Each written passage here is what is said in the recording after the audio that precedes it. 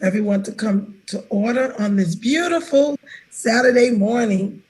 I am Dr. Tammy Riley. I will be the moderator for the remaining of this conference, and we made it. It has been a pleasure. The joke of the morning, I would just like to do a little icebreaker here. It was a young man walked into a local church. The secretary was sitting there. He walked in, he says, "I'm looking for the head hog in charge." She said, "Sir, if you will refer to him as our pastor, I would appreciate it." He said, "Well, I want the head hog in charge." She said, "Once again, kindly, please refer to him as our pastor." He said, "Well, I just want to make a $10,000 donation." She said, "One moment, Porgy just walked in." That's So, nice. just to get the morning going, thank you all once again for joining the International Conference and Symposium, Quality Education for Children and Students in Africa, Challenges and Opportunity. Our mission to fulfill the birthright promise of life for children, students through quality education by harnessing the inexhaustible renewable sources of energy Africa is blessed with. The aim of the conference is to show our commitment to children in schools in Africa, our commitment to their success, and to bring attention to solar and renewable energy as a solution. As millions of students are adversely affected by energy outages and the lack of it, which has an adverse bearing on the school level and education. So we're here to bring about a social change and to bring on this very awesome. I am so excited, and everyone is waiting for this distinguished guest speaker who will deliver the introductory speech and declare this event open. No other than Mr. Deepak Chakraborty. He is the national sales trainer, pediatric nutrition, Abbott consultant trainer and coach in Abbott, India. He is a visiting faculty at Narsi Marji Institute and Management Studies, Mumbai, in pharmaceutical marketing and communication. He's a panelist on the selection committee of NMIMS for 2 years, Pharma MBA course. He's a visiting faculty at NMIMS for 5 years, integrated pharma MBA course teaching sales and performance management. He has 10 years of experience in brand and product management from conceptual to launch phase and building mega brands, Ranbaxy and USV Ltd. He's a full-time professor in marketing and branding at International School of Business and Media, a leading business school in Pune from 2009 to 2010. He has over 20 years of training experience in the areas such as sales and product training, on-the-job training. Recording stop. Recording in progress. Selling and soft skills, coaching, etc.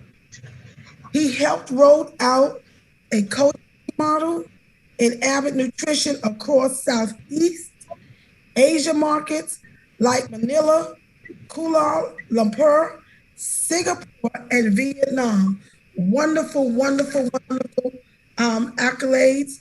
And to bring him to our front, let's receive this distinguished guest speaker, Mr. Deepak Chakraborty. Let's receive him at this time. Thank you very much. Those words really take me back many, many years as to what I have achieved. And thank you for enumerating them so well. Very, very kind of you. Thank you so much. Once again, it's a great pleasure, great honor, great pleasure to be invited to inaugurate and present at this international conference and symposium of quality education for children and students in Africa. As she has just mentioned, Dr. Tammy has just mentioned, I am a trainer by profession and skills. And I know that this topic is close to my heart because, as I have mentioned, trading and education are quite similar. And there are a lot of similarities between both of them. There is a better word today, which is called the coach. And I am a certified coach also to certain professionals and to certain organizations. Once again, I thank Dr. Lionel and Dr. Charles Abutu for your gracious invitation and hope to contribute towards spreading awareness of this issue globally. I also want to thank Pradeep Chowda and my colleague and friend who helped me be a part of this event. I hereby welcome all delegates, speakers, and attendees and open this conference, declare this conference open. I'm sure we will all, through our efforts, be able to make a significant difference in the education horizon of Africa. Thank you. I can now go to my presentation.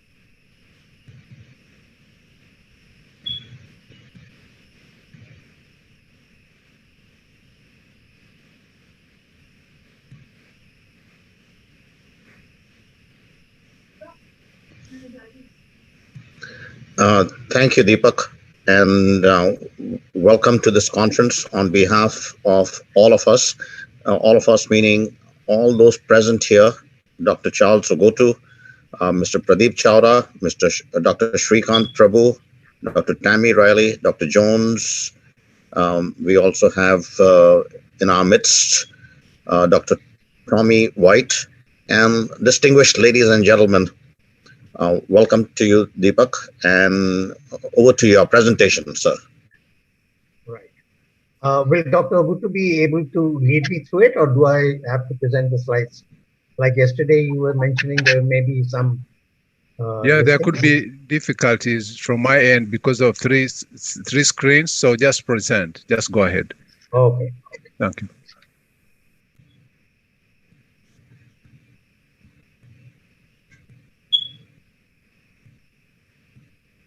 So the topic that I will be taking today is a blueprint for the development of education in Africa, strategies and design. So what is the aim of education? The ultimate aim of any education system is to equip children with the numeracy, literacy, and the wider skills that they need to realize their potential, and that their countries need to generate jobs, innovation, and economic growth. That's quite a long definition of education, but two or three things are important: numeracy, literacy, skills, jobs, and economic growth. So these are the factors which make education so important.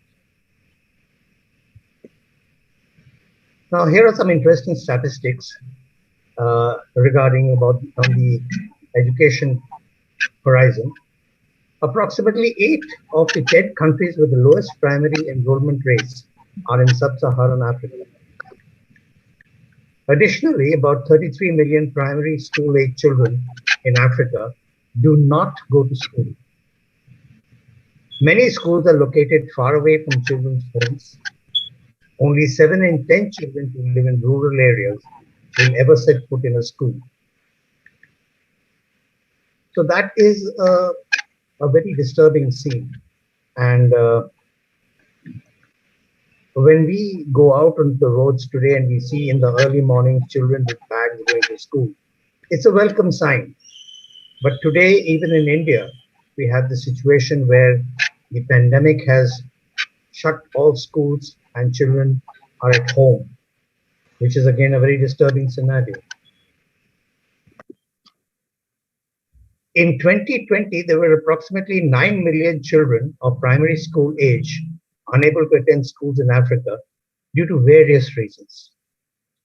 Girls, nomadic people, orphans, children with disabilities, children affected by HIV/AIDS, children affected by armed conflict and natural disasters are at great risk of missing out on education. Young girls are in significant danger due to threat of bodily injury and sexual abuse while traveling to and fro from school. For every two children,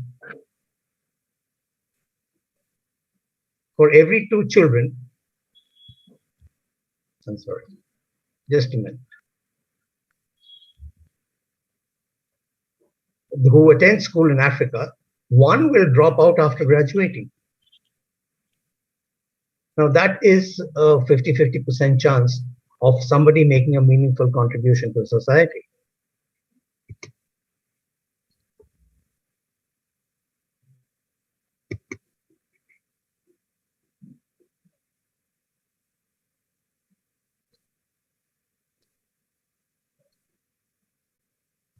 Sorry, I'm unable to move the slide. Yeah. Now, there are some facts which we should be aware of, and I'm sure anybody who in Africa would be aware of it. Regional primary enrollment rates now stand at 89% for boys and 86% for girls. The rates for secondary enrollment are significantly lower than primary schools. See, here is the paradox. The regional enrollment averages 32% for boys and 29% for girls, many of whom do not attend schools. So the difference between primary and secondary education, many people do not go from the primary level to the secondary level. As you can see, the rates have dropped significantly. And it is the secondary education which makes them skilled and able to take up job opportunities whenever they arise. However, there is a little bit of change, and that is heartening to see that enrollment in present education programs is expanding throughout Africa. It is nearly doubled between 1999 and 2012. Primary school attendance has more than doubled between the same years, and enrollment rose from 62 million to 149 million during this time.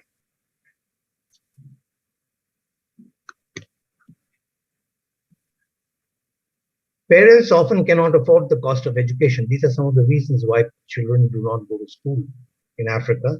They cannot afford the cost of education, which include books, uniforms, and tuition fees for their children to attend schools in Africa. In response, 15 countries have abolished school fees since 2000, enabling more children to attend primary schools, which I think is a significant gesture by certain countries, which I think has increased significantly in the current scenario.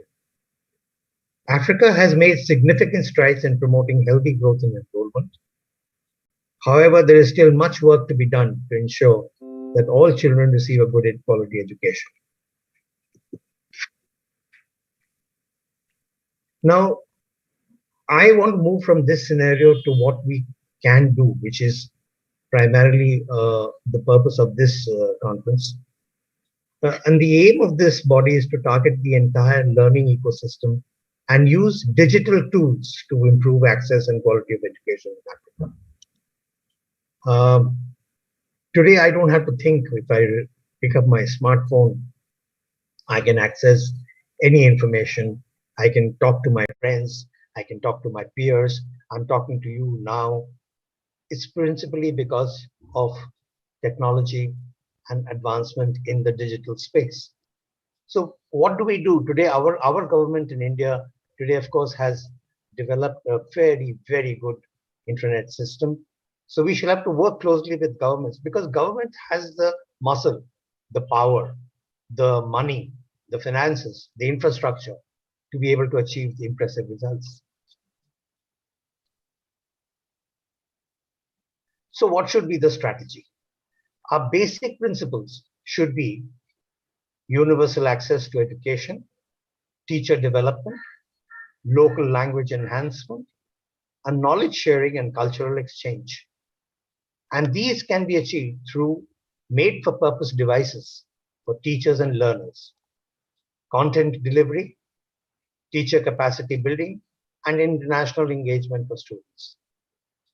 So the digital tools which are required are a must. And that is something which infrastructure should be built in. And that is what we urge the government to take up.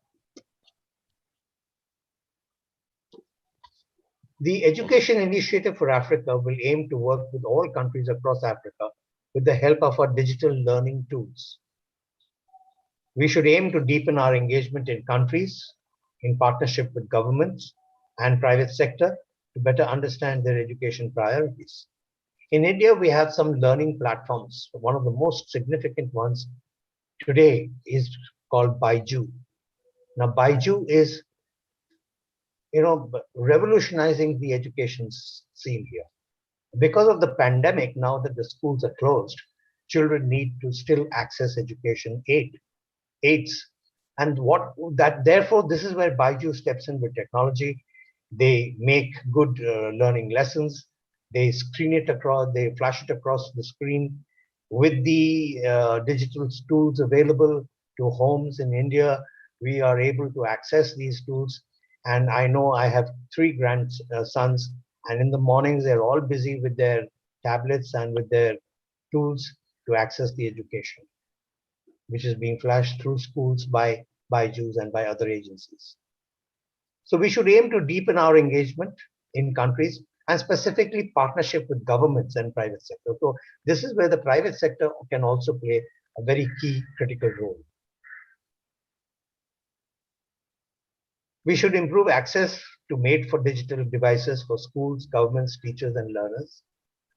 Improve the quality of education and vocational training so that young people are equipped with the skills that employers need. At the moment, what one hopes for is that specifically, let me take my home sphere. I come from an army family. My father was a doctor in the Indian Army. And we had access to something which is called Kendriya Vidyalaya, which means the regional educational centers. Now, the army, as you will understand, is a transferable job. Every 4 years or 3 years or 5 years, my father would get transferred from one station to another station, taking up new responsibilities. It means we moved with him, both my brother and I, and my mother. So we went to a new place, schools became a problem.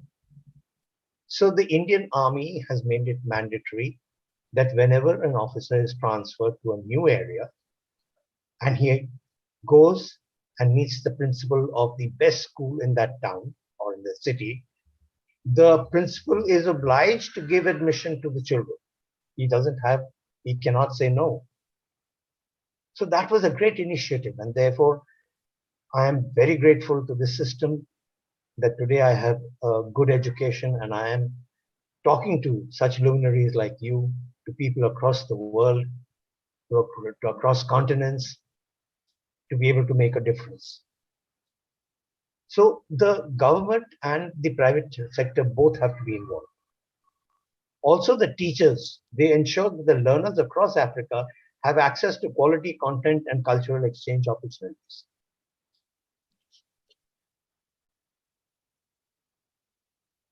So what should be our strategy? Our initiative for this education flagship project is aimed at using digital tools to access education across the learning ecosystem. The project aims to improve technology, content, and general access through the use of targeted digital tools.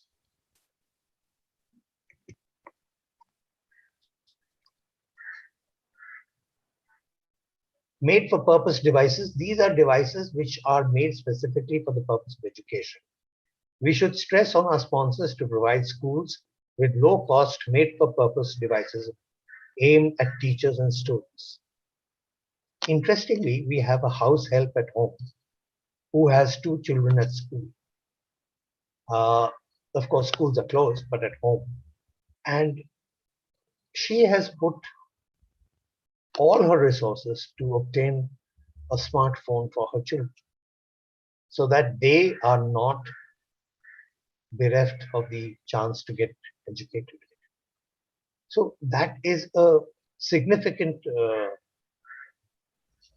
measure by her.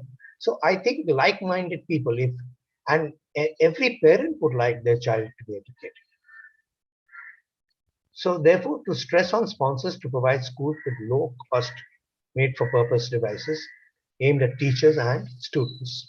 That could be a solution. The devices can be sourced from pre-owned devices.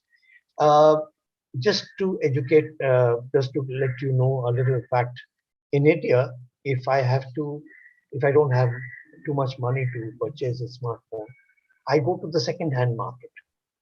And you will be surprised to know that the second-hand market has many devices, smartphones, handheld phones, which are going very cheap, going very economically, because it is second-hand.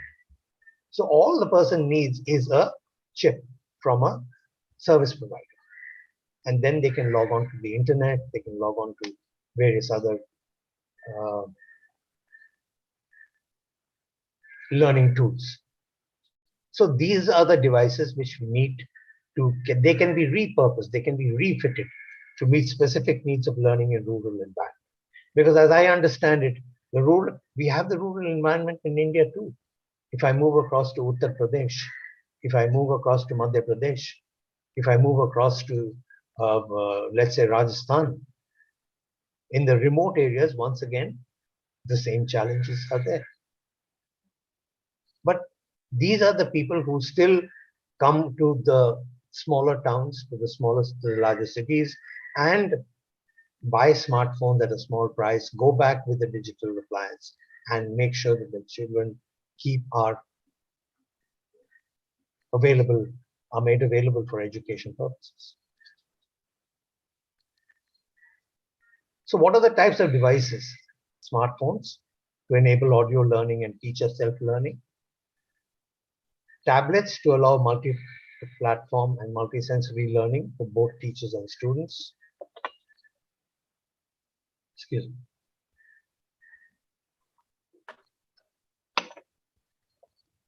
Micro projectors to enable group learning.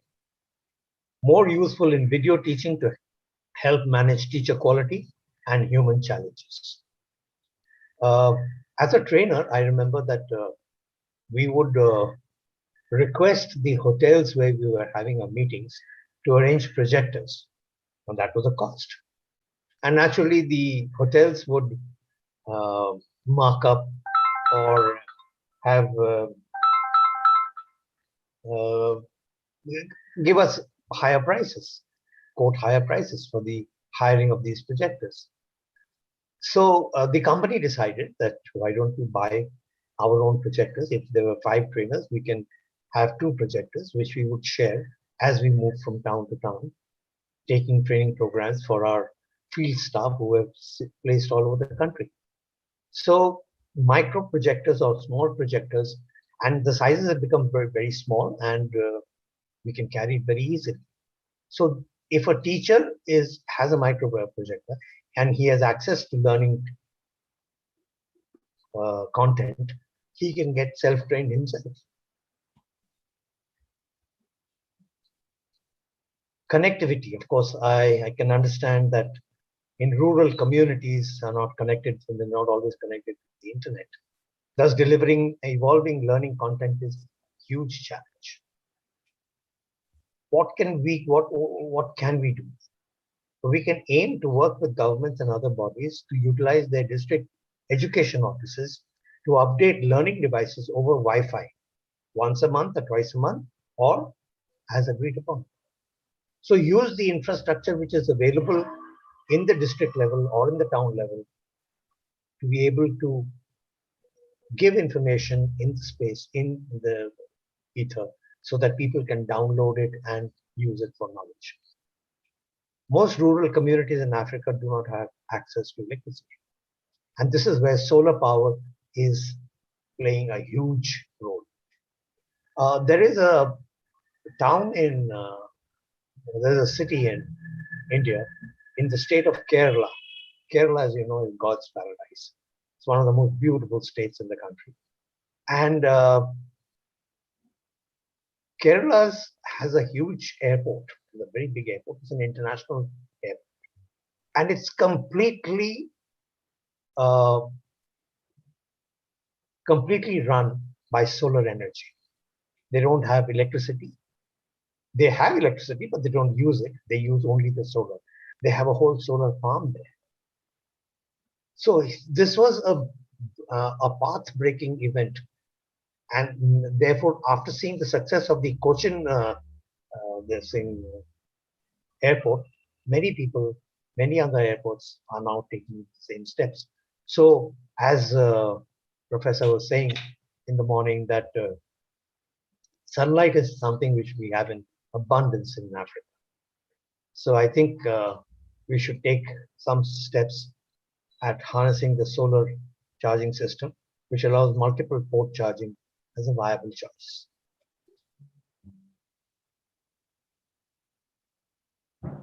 This is a very nice saying. Just when the caterpillar thought the world was ending, he turned into a butterfly. So, whenever we come across obstacles, I'm sure there are opportunities which are available. So, faith is very, very important. Content development and delivery is a critical area in digital education program. We should strive to work with governments to deliver quality education content in both international and local languages. Enable video content to be shared, which allows us to share content between international schools and African rural schools to facilitate learning. I was watching a short video some time ago in which one of the African states was collaborating with Belgium. And the content in Belgium schools was being streamed to rural African towns, one of the rural areas, which was, and there was a group which was sitting there, which included teachers and children, and they were benefiting very largely with that initiative. So African rural schools to facilitate learning. Content delivery, it should also enable quality teachers to remotely teach rural schools through video learning. Reduces the pressure on teacher capacity through digital learning delivery, where teachers may not be present, which is again a critical area.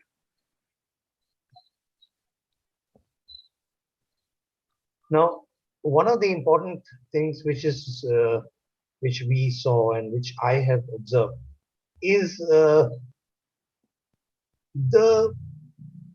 brightness of the learning capabilities of children are directly associated with the teaching capabilities of teachers. So if you have a good teacher, you have a bright student. If you have an inspired teacher, you have brilliant students. So this is what I feel, that it is very important to build a teacher capacity. The evolving nature of education requires teachers to participate in lifelong studies, and they have to go that extra mile. The ever-evolving nature of information and communication technology needs teachers to be hands-on with latest technologies. So they should be aware of what is a tablet. They should be aware of what is a handheld device. They should be aware of digital tools. Our aim should be to equip teachers in rural parts of Africa with man-made devices equipped with content that will drive self-learning and monitored learning. This would exponentially grow the capacity of countries to develop their teachers into the best that they can possibly be. There is a video here. I don't know whether I should play it. I think we will avoid it so that we can move on and cover the rest of the slides. What do you feel, Dr. Obubu? Definitely, it is your choice. It's fine. If we are able to view it, there's no problem. Just go ahead. Okay, it's a short one, not a very big one.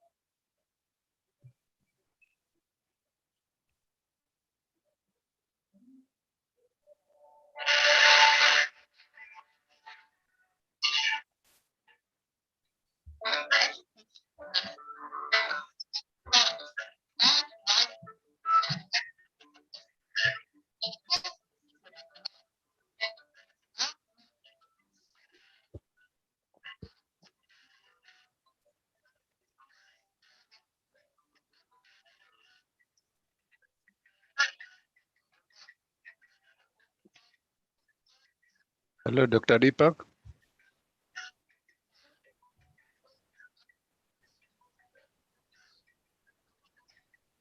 Yes, he may have gone on a little break. I'm not sure while it's playing, or he's getting it to trying to get it to play. Yeah. So, well, let us say a few things. Some very good insights into teacher building capacity. And as Deepak rightly said, if you have inspiring teachers, you get brilliant students. Students are the most precious commodity in the world. If you really inspire and motivate them, you bring out the best in them. It is really the teachers who bring out, the finest end product.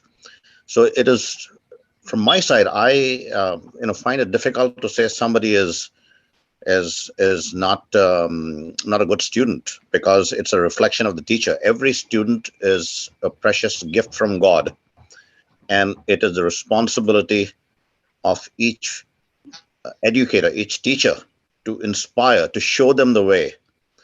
And the teacher will, the student will definitely deliver. There can be different strategies, there can be different approaches in teaching to bring out the best in the student. But the responsibility ultimately lies with the motivation, the inspiration, the knowledge that the teacher brings to the fore. Having been in teaching myself, I see this happen all the time, and I see that each student has something unique to offer. It is our roles, our goals as teachers to bring out that from within and truly motivate and be a learning resource to students, to empower them, to show them the way, and exploit their potential. For they have immense potential. It is our roles as teachers to really bring that out. Deepak has talked about the teacher capacity building. And one thing is there, that whether you're a teacher or you're a student, one has to learn continuously. Teachers are not absolved from learning. Today we hear and read all the time, and we experience it firsthand. What we call adult learning and continuous learning. So with continuous learning, the onus, the responsibility is on the educator to also embrace learning. And that's why we have the term lifelong learning. It doesn't matter whether you are 3 years old or you're 90 years old. There's opportunities to learn, and look at the wondrous possibilities that the internet has provided us with. It has given us opportunities to learn like never before. So if you are 9 or you are 90, there are new opportunities, there are new heights to conquer, and the internet, the marvels of the internet and technology have made all this possible. So everyone in the audience, I would urge you to, no matter what your qualifications, what your accomplishments in life, believe in lifelong learning, for that is truly where we all are headed, or we should be headed, because the responsibility of all of us, is to never cease to be learners. For the day you cease to be learners, then it may be the end of the road. I'll give you an example. Um, One of the most eminent musicians that ever lived is Sir Paul McCartney of the Beatles, and he was asked. He said he's in his 70s at a concert. He said they asked him, "When are you going to retire?" And Sir Paul said, "The day I retire, I will expire." So I think that accurately sums it up, and not necessarily figuratively. Expire means the day you stop learning. It means you may stop being relevant. So I think it is important to, as teachers, be on the quest for constant learning, ongoing improvement, and it is something that must be inculcated within us to always aspire to learn and improve.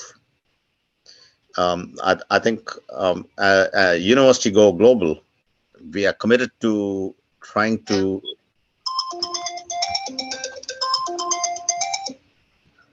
learn and acquire these skills on a continuous basis.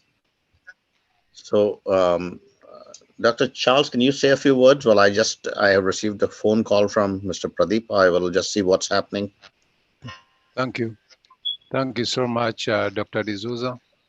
I think it is pretty fitting that Dr. Deepak is bringing in the aspect of learning, and more so when it is implemented accurately, and also the need for governments to support institutional development strategies. I see him back. So. Right, sir. Absolutely. Yes. So from here on, Dr. Deepak, please proceed with your presentation. Thank you, Dr. Charles. One of the things that we have seen in this African environment is that there are some 30 million primary school children out of school, school-age children who are out of school. So 1 in every 4 in the region, and progress towards universal primary education has stalled. So if you don't complete the primary secondary model, you are unable to be fit for a job. It has the lowest, Africa somehow, unfortunately, has the world's lowest secondary school enrollment rates.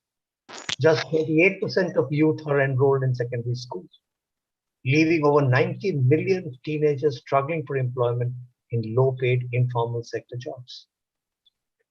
I was going through a small TED talk recently, in which the speaker, who was a Ghanaian, an African Ghanaian, he was talking about how proud he is about the efforts that Africa has made in developing resources.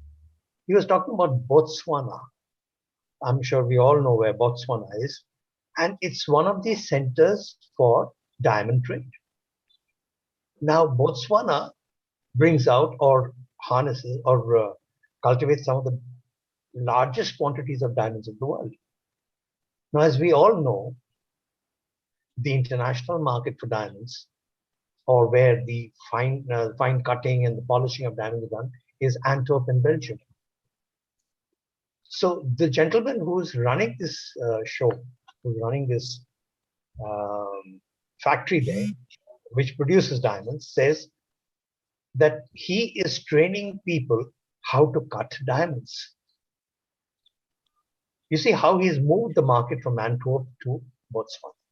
And he says a day will come when Botswana will produce the best polished diamonds in the world. And naturally, as they go international, as the piece of diamond goes international, moves from one city to another city, to one country to another country, the value increases. So unless our teachers can give, our entrepreneurs or government can give skills to our children, the children will not be able to fulfill their legacy. And which is important, that they must learn how to be able to strive for them, to be able to fend for themselves in this world. So partly because governments have failed to extend opportunities to the region's most marginalized children. Africa has some of the world's starkest inequalities in access to education. Conflict is another big barrier to progress. We have seen many of Africa's out-of-school children are either living in conflict zones, such as Somalia, the Eastern Democratic Republic of Congo, in camps for displaced people in their own country, or like tens of thousands of Somali children in Kenya as refugees. So there is a learning deficit. School enrollment, some of the good news also. There's the good news on education in Africa is that out-of-school numbers have fallen dramatically over the past decade. Primary school enrollment has increased from 58% to 76%. Some statistics which bring out a glimmer of hope. Gender gaps are narrowing and more kids are making it through secondary school, which is where we want them to be, and then finally move out to skill jobs. The elimination of school fees, again, an important initiative, increased investment in school infrastructure, and increased teacher recruitment have all contributed to this change.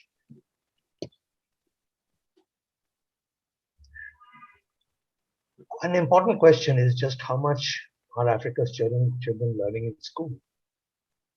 This is a difficult question to answer because there is no assessment, there's no learning assessment. A systematic learning assessment is absent, as a result of which it is very difficult to be able to really truly assess that.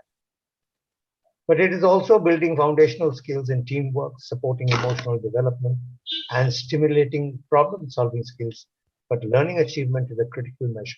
So primarily our focus should be on learning ability, on the learning achievement.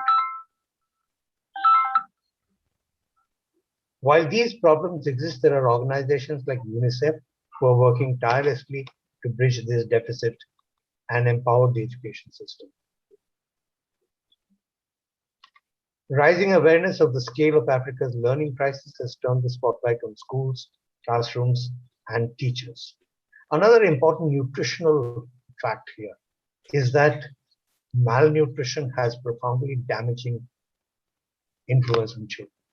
In the growing years, if the child is deprived, if the child is deprived of basic nutrition like carbohydrates, proteins, vitamins, essential micronutrients, the child grows up with learning disabilities which will never be able to take care of it.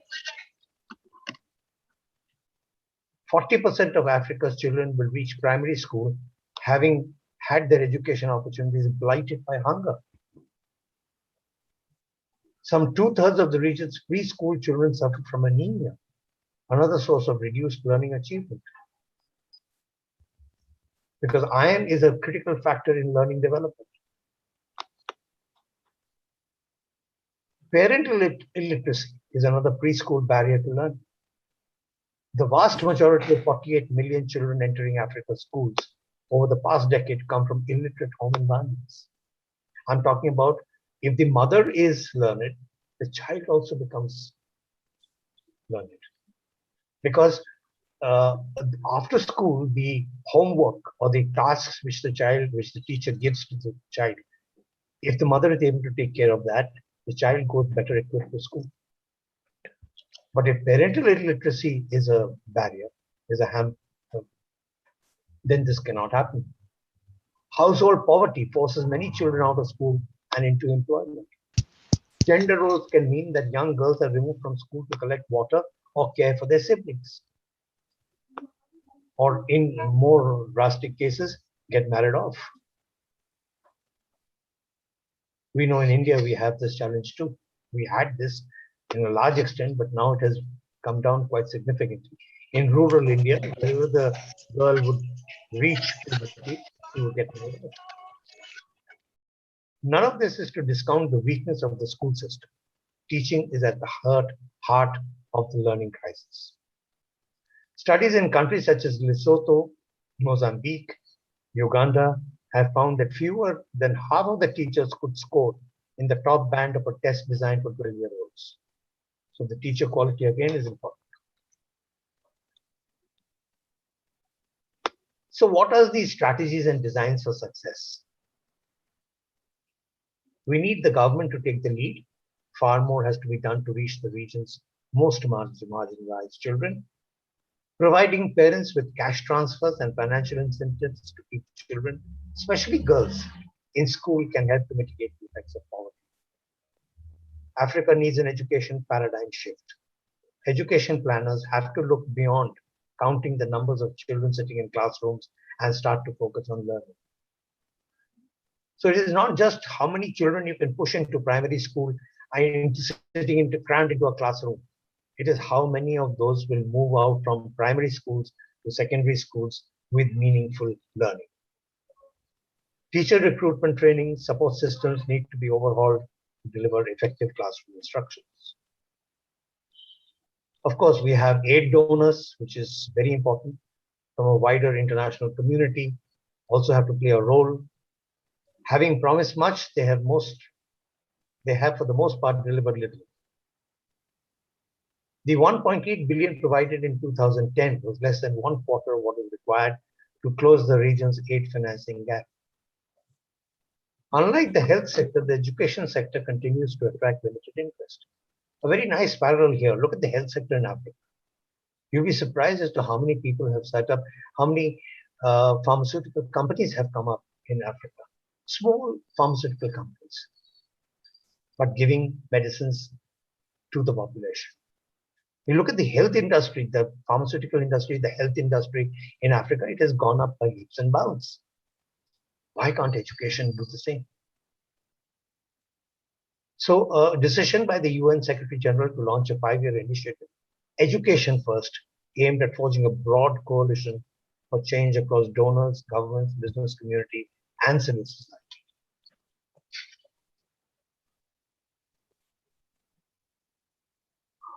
Well, we come to the end of our presentation almost.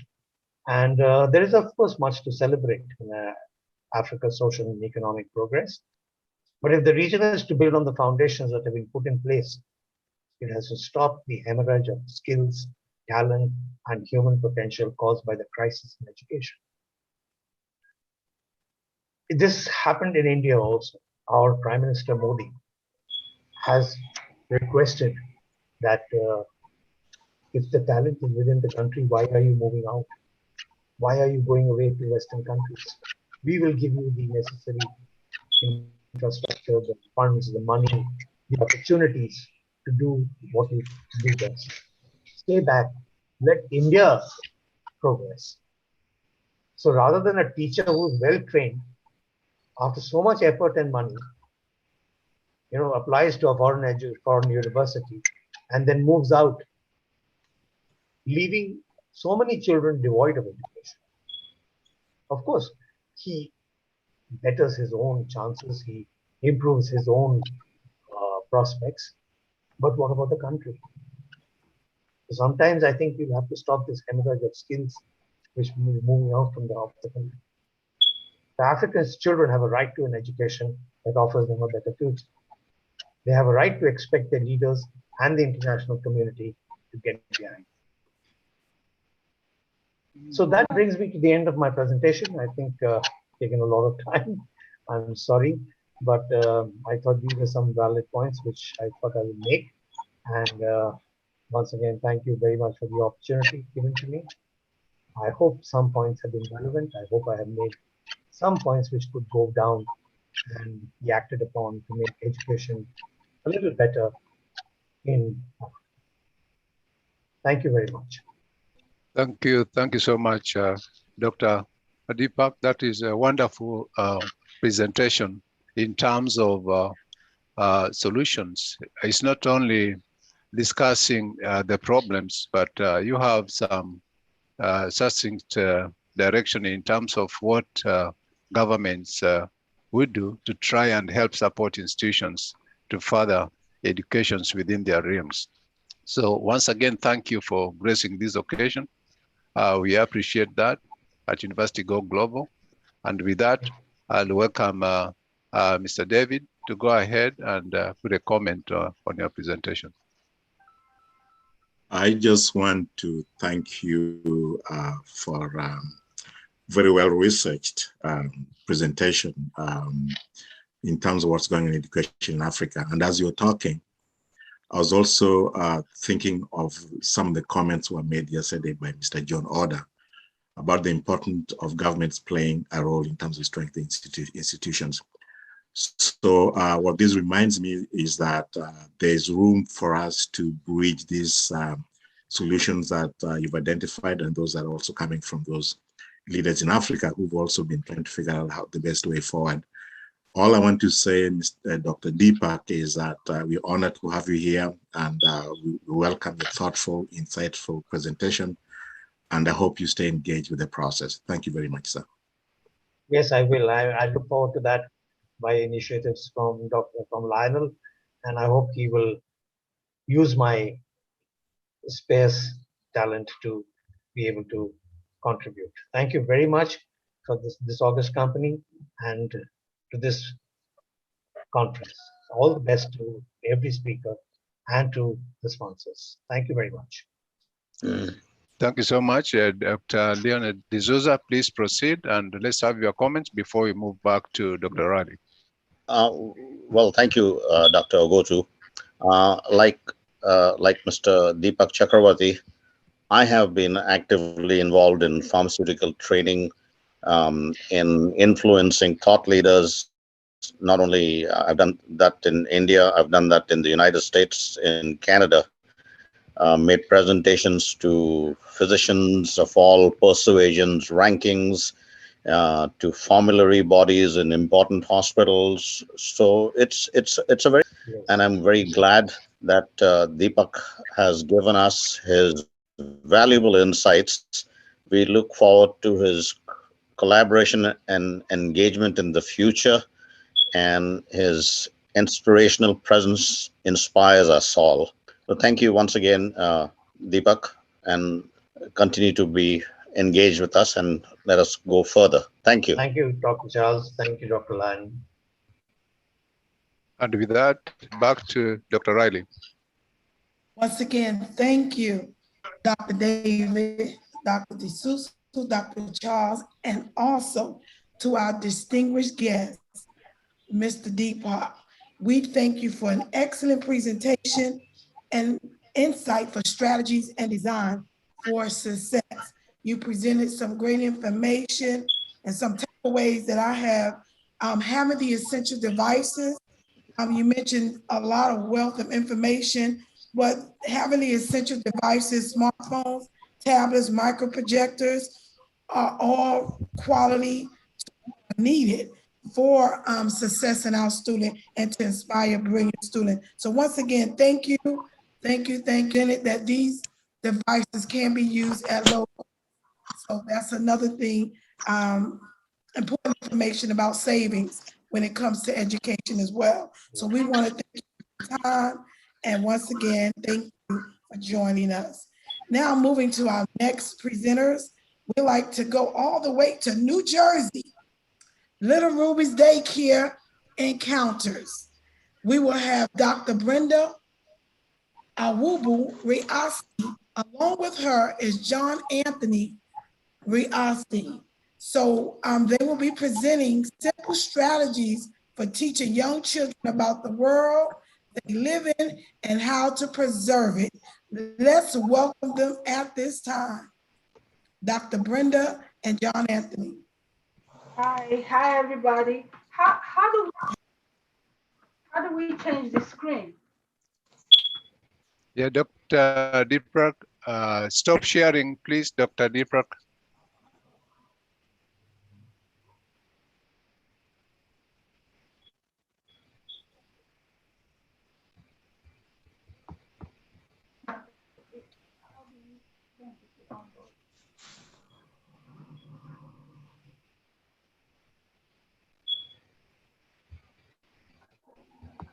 Just check off stop sharing. Okay.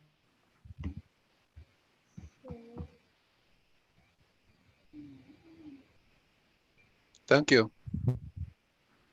Hello. Hello. Dr. Yes. Brenda?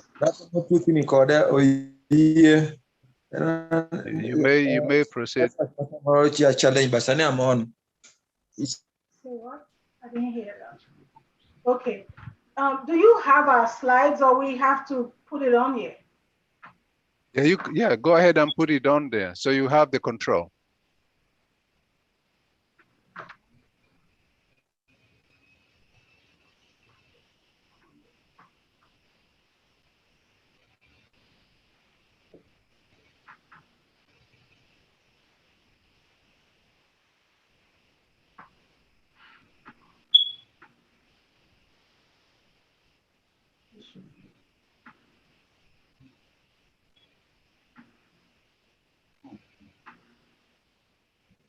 How do we share? There's a green button at the bottom, it says share stream with a microphone video participant. And just click on that. Yes, ma'am. Okay. All right. Can you all see us? Can you see the screen? Yes. Yes, Okay. we can see the screen. Mhm. Okay. Mhm. So I'm going to start with a very short introduction. My name is Dr. Brenda Owobureosti, and we live in it's a small historic city. You will love it here. It's nice and quiet. Lots of history happened here. Civil War. My husband is the expert in history, and I'm originally Nigerian. So this project is very dear to my heart. I've been in the United States for maybe 12 years now, and I've been in the preschool arena for about 20 years. I have worked in all kinds of capacity, used to be an aide, then a senior staff teacher, then eventually worked my way to director, and now currently we run our own daycare service, John and I. So let me let him introduce himself and then we'll move on with the slides.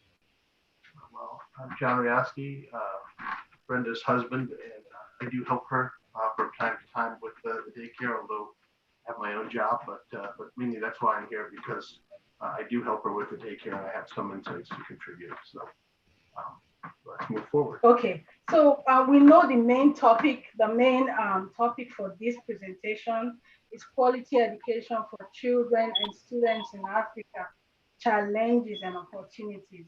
But our personal topic today is simple strategies for teaching young children about the world they live in and how to preserve it. So what is quality education? You know, everywhere you go, every time there's a conference, every time people are talking about education, we want to know what is quality education. Quality education is education that is learner focused. That means education for the child. You know, it is inclusive in the sense that it has to do with all the children. It doesn't matter what color you are, doesn't matter your social status in the society, it doesn't matter your gender. So every child, doesn't matter if you have special needs, every single child should be able to access quality education. Um, Quality education is safe, you know, for every child. It is individualized. That means it's education for the child, the particular child. It's not like a group of children being made to learn, you know, in one way. You know, it's differentiated to meet the needs of the individual child. It is well funded. We know how this is, especially in Africa, you know, and all over the world. It is effectively managed because managing the educational system or the educational sector is very important before we can even get to the quality of education. Okay. So, We want to talk a little bit about the benefits of education, and they're both obvious and critical. Number one, personal growth and development, and you see that, or we see that here in the daycare with the children as they learn more and you know, are able to do more. They grow and they're really delighted to learn and grow. So it's very important. But it does have a large you have societal growth and development. Yeah. can you hear us? Okay. Improved communication skills and critical thinking skills. So you see from those three things that education really is sort of the bedrock of a functioning and you know, livable society. And many people have mentioned that and commented on that. And I think one of the best quotes, though, at least that I know, is from Franklin D. Roosevelt, who was the president here in the United States from 1933 to 45, who said, "Democracy cannot succeed unless those who express their choice are prepared to choose wisely. The real safeguard of democracy, therefore, is education." So that highlights the importance and the benefits of a quality education, both to the student, the children, and to society at large. And I would like to add that at the preschool level, which is the very, very basic level of education, we still can teach these skills. You don't have to wait till a child is in grade 2 or grade 3 before you start teaching them about communication skills or critical thinking skills. So there are child-centered, developmental, appropriate ways to teach these skills to young children, so that as they grow and move from one stage of education to the next, they are getting personal growth. And when children are growing and personally growing, then the society definitely will grow as well. So I'll move on to the next slide. Now, who is quality education for? It's for everyone. I'm familiar with education in Africa.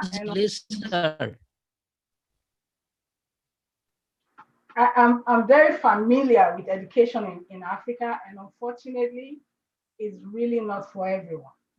If you have a lot of money, then you can get quality education. You can go to a private school. They have these Catholic boarding schools where education is top-notch, and that is very expensive education. But for the purpose of this conference, and for the purpose of the fact that we're trying to create ways where there can be better education for everybody in Africa, quality education should be for everybody.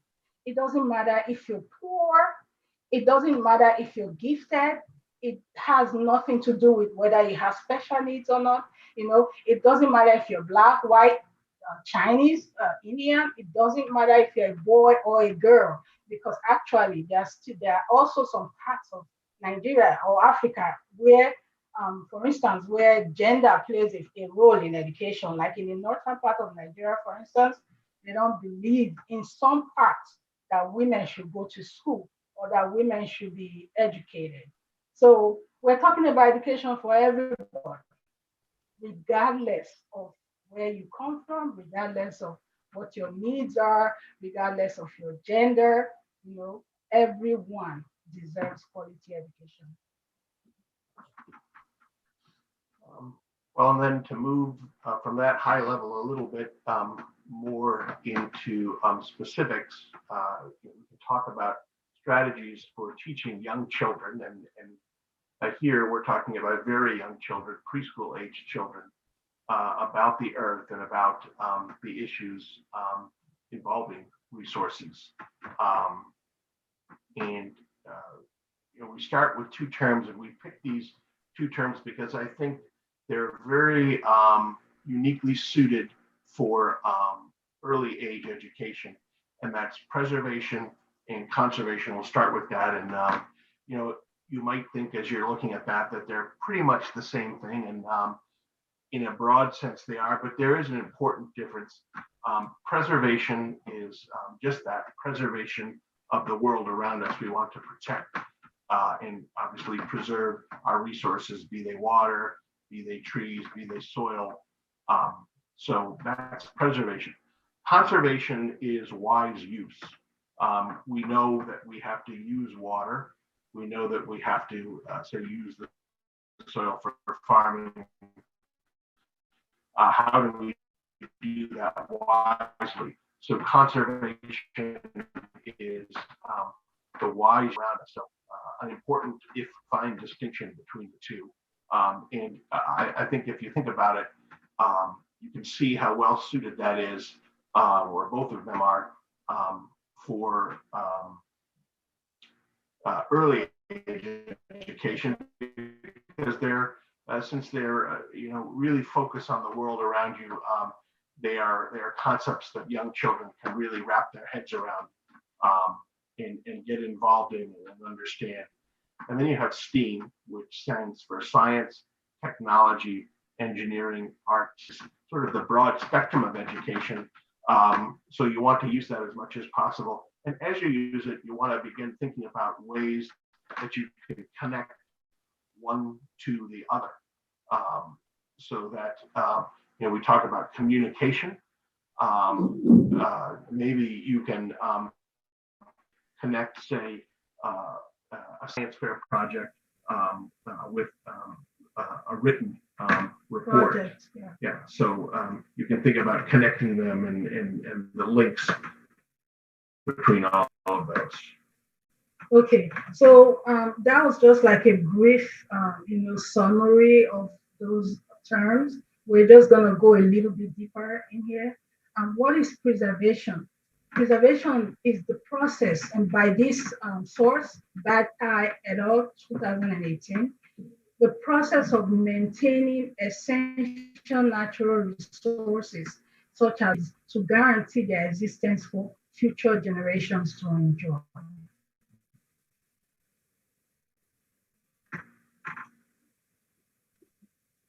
Then we have strategies for teaching preservation. And I think, you have these 4 R's: reduce, reuse, recycle, and replenish. Obviously, I think the most one that is connected there to preservation is replenishment. And so, when you take that to, say, a pre-school, early education level, what are you talking about?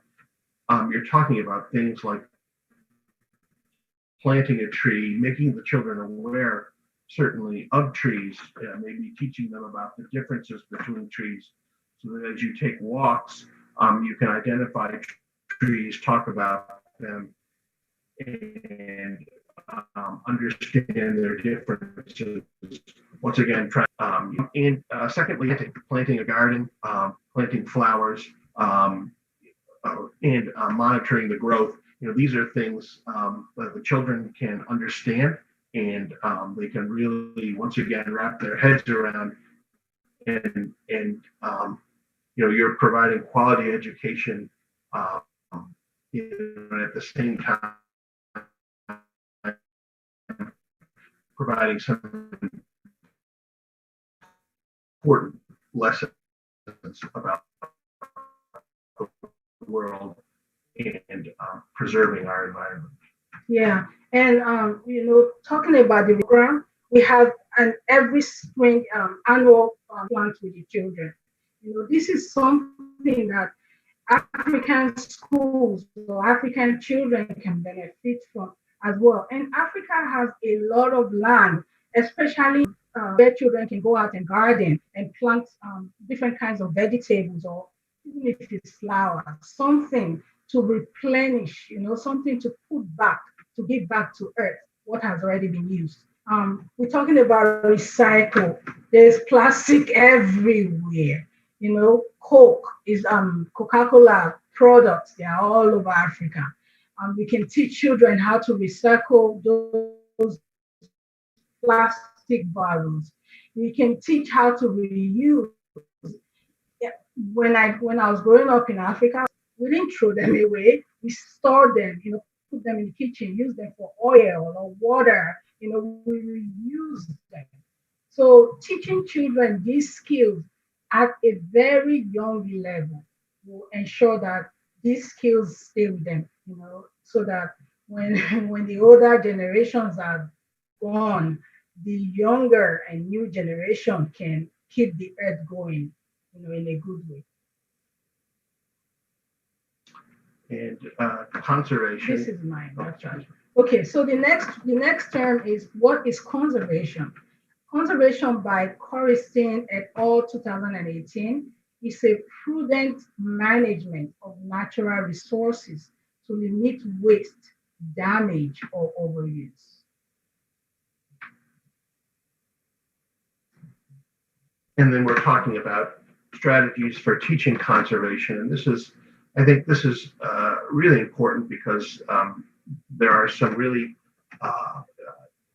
important and sort of fascinating ways that you can do this and get young children engaged. We have discussed, demonstrate, and participate. Probably of those three, demonstrating would obviously, be something akin to classroom teaching, but participation is important. And we discussed recycling on the past two slides. That's something, once again, that the children can see and participate in, in daily activities, as say they're putting away their lunches. Yeah. They can separate the trash so that food and trash or what may be considered refuse will go in one can and recycling will go in another. We can show them here where the trash is, and this is an interesting story, and it might be true for those of you who have children.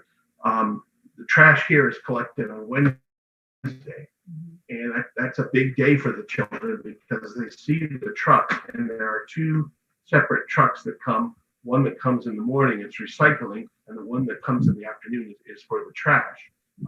So they began to understand the difference between recycling and trash, and they began to see what is what. And you can begin, you started, talking about discussing, you can begin discussing ways to use less. So now we're getting back to sustainability and wise use, and to make sure that, more of what you use is recycled as opposed to, turned into refuse. And then going back to the importance of education, as you do these things on a very micro level with your students, you're on a societal level, you're beginning to use less resources for things like landfills. So, everything has important consequences and sort of a ripple effect, in this case, a good ripple effect, hopefully, that can contribute to sustainability, to conservation, to preservation. There's a lot of things that you can do in these respects. And we all know that when children participate in any process, they are usually engaged in that process, so making them excited about, for instance, the trash truck that comes here on Wednesday, they are always so excited to see it, things like that happening here in America, we can also mirror in Africa as well. I did see recently, I can't remember the girl's name, but she's in Lagos, Nigeria. And she had this project where she had a group of other young children, and they picked up trash and they turned trash to fabric, and they made clothes and they wore them, So initiatives like that can help the young children, the preschoolers, the elementary schoolers, can put them in the process, make them excited, make them participate, so that they will be more invested in the process of conservation and preservation as well. Okay, so what is STEAM? This is a term that it's all over the globe now. Everybody's talking about STEAM. It used to be STEM, but people were like, hey, what about art? Are we going to throw it away in the trash can? Let's add art and just make it STEAM. So STEAM is science, technology, engineering, art, and mathematics. And if we can include all these aspects of learning, all these blocks, very important blocks of learning, into every level of learning, from the preschool level to whatever, high school, university, postgraduate level, that will ensure quality education. So these are great strategies for ensuring that children learn well and they get quality education. So strategies for teaching STEM. Well, we're talking about strategies for teaching STEAM, and you can see the points here. real tangible experiences, which is of critical importance at the early education level, because that's how they learn. There's really not a lot of classroom activity at this level. Everything is hands-on and tangible. So, and once again, what I was talking about with convergence and sort of linking one medium or one subject to the next. Little children like to draw. They really like to draw. They spend a lot of time drawing. But if you can encourage them to draw things, draw birds, draw nature, draw trees, and then as they're growing, draw an oak tree as opposed to an apple tree. You're beginning to once again, teach about conservation, preservation, and other things. Student-led learning. This is probably more appropriate for older ages, but you can divide obviously the classroom into groups, and they can work on projects. Say like for a science fair, technology implementation. Dr. Deepak talked a lot about that and the critical importance of that. Technology. So we don't go into it. Differentiated instruction, which is matching your instruction to the student. Yeah. So it's not one size fits all. In inquiry-based learning, sort of in a way, I guess that's self-learning, but getting the children interested enough where they begin to ask questions and they begin to move in their own in learning. So those are some strategies. And I can give an example of like the real tangible experiences we're talking about. For instance, when we did the life cycle of a butterfly, the children were able to see the different stages of a butterfly. They had magnifying glasses. They went outside. They looked for moths. They looked for butterflies. They looked for eggs. We actually didn't find butterfly eggs, but we found a like a bird's egg, during our search. Experiences like that stay with children for a lifetime. Things that it's not like they're sitting down in a lecture style and just getting learning. They are taking learning away from the traditional classroom all over, outside. Sometimes you can take also because of COVID-19, we no longer do trips. Maybe next year we'll start again. But pre-COVID, we used to go on trips. We went to the farm so they could see a farmer, they could see animals and explore and see what's going on at the farm. These are experiences that help children keep learning in their brains, make learning like an everyday thing for them.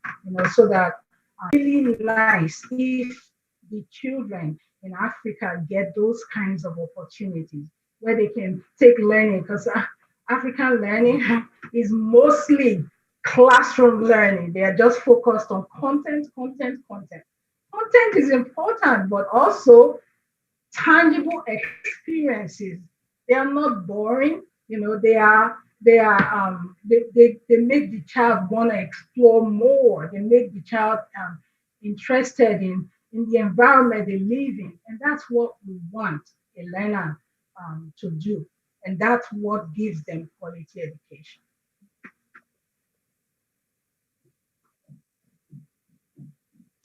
So in conclusion, we sort of highlight three other really important aspects of quality education.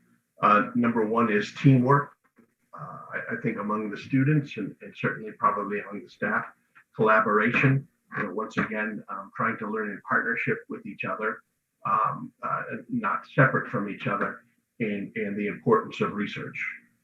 Right, and we can see an example of collaboration, especially with this conference that we are participating in. This is a conference where people from different parts of the world, are sharing ideas and collaborating and showing research of, what do we know about this population in Africa that we're talking about? How can we help them? How can we create quality education for that part of the world, like we have it in some other parts of the world? So these are very important concepts to consider when we talk about quality education. Teamwork, collaboration, and research is never ending. It's a continuous thing. And that's it. Yeah. You have any last words? Okay. Thank you. Okay. Thank you so much, Dr. Brenda Owobu and Mr. Risori. We are very delighted that you brought in a very informative aspect of teaching preservation, and also the concepts of reduce, reuse, and recycle and replenish. One thing we need to know, and I think you've reminded me of the importance about Earth, when we have to not take it for granted that preservation and conservation are important, integral part of our human, life. We are our own custodians of the Earth. We are the Earth keepers, and we need to be, we need informed future global preservation citizens. And the only way we can do that is by ensuring that we have an early pathway. And your recommendations are certainly pretty fitting in this age. The 21st century can only succeed as we move beyond through implementations of such conclusive forward-thinking presentations that you've both brought today. Once again, that's my thought on your presentation. And I want to thank you so much for gracing this occasion today. And we look forward to much more collaboration. These are thoughts that we need to disseminate globally.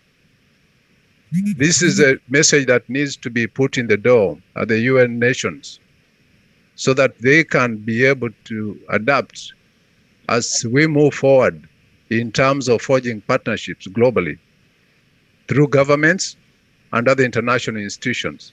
So once again, thank you so much. And with that, I leave Mr. David to go ahead and comment, then Dr. D'Souza, and also I'll give Mr. Jones a chance to comment. Then from there, we'll go back to Dr. Riley. Thank you, Dr. Charles Ogutu. I'll be very brief. My takeaway from your presentation, which was excellent, is that there's an emphasis on inculcating at a very early age a sense of responsibility, citizenship responsibility on young people that they can carry on later on in their lives. I also take away from you the fact that while classroom learning is important, what you teach to these children, they can always get it, go back and use the same information back in their homes and back in their schools. I also want to just give you an example whereby the role of government can be important, but the government is only as important or as effective as a cooperating citizen. So like, for example, I was at an international conference about a year ago, and one of the CEOs was saying how Africa is a hopeless case. There's no way they're going to preserve the environment and get rid of plastic. And I gave them an example where in Kenya, the government was able to come up with a law that ostracized the use of plastic, shopping plastic, and within a week it was done. So the issue then is where government can play a role, we need to keep them playing that role. We need to keep in the right path. And the young population that's growing up with a sense of citizenship can hold the government accountable by asking them to do more. So once again, Dr. Brenda, Mr. Rossi, thanks so much for your presentation, particularly putting a focus that you can actually start teaching young people at a very early age to be responsible citizenship in terms of preserving our environment and reducing carbon in the air. Thank you very much. Thank you. Thank you. And I've had the pleasure of knowing Dr. Brenda for many years. So I think Brenda covers the entire spectrum. Catch them young, teach them early, and it's a good Africa that the powerful message Dr. Brenda brings and John brings, that you create the enthusiasm to instill the need on recycling and conservation right at that young age. It's going to be very inspirational. So once again, thank you, Dr. Brenda. Thank you, John. And I now turn it over to Dr. Jones or Mr. Jones. Unmute, please. Mr. Jones, unmute. Unmute. Unmute yourself. Thank you. Okay. All right. That was a very informed presentation, Dr. Brenda and John. And some of the things that I took away from that was that some policies in respect to what different countries need to do that in the level of quality education in school and children. That was a very important point to me that you all put out there, that all kids can learn, but it's the process about going by to do it, and always stand innovated. The leaders, the teachers, or the people that's in position always continue to be innovators and get into that perspective, for the children. So that was that was great. I got a lot out of that right there. Also, making sure that you raise the standard for teachers, that's going to be teaching the children at that early age, because it's all about what teachers are exemplifying to those younger students, how they're going to take as they proceed on into greater grades and everything. So that was just some of the things that I took away from that process there. So it was a very informed presentation that I think that a lot of us, like Dr. Ogutu said, that could be used or be implemented in those early school years for children. So with that, I think you all are doing a great job in that process. That's all I have to add to that.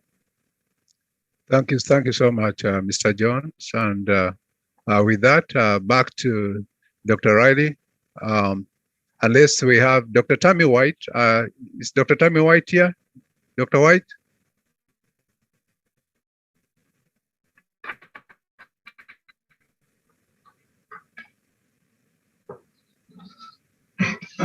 Dr. White? Dr. Charles, while we're waiting for Dr. White, I just want to make a quick announcement, and that is, please use the chat to ask any questions, because we'll be tracking them, and where possible, we can answer them.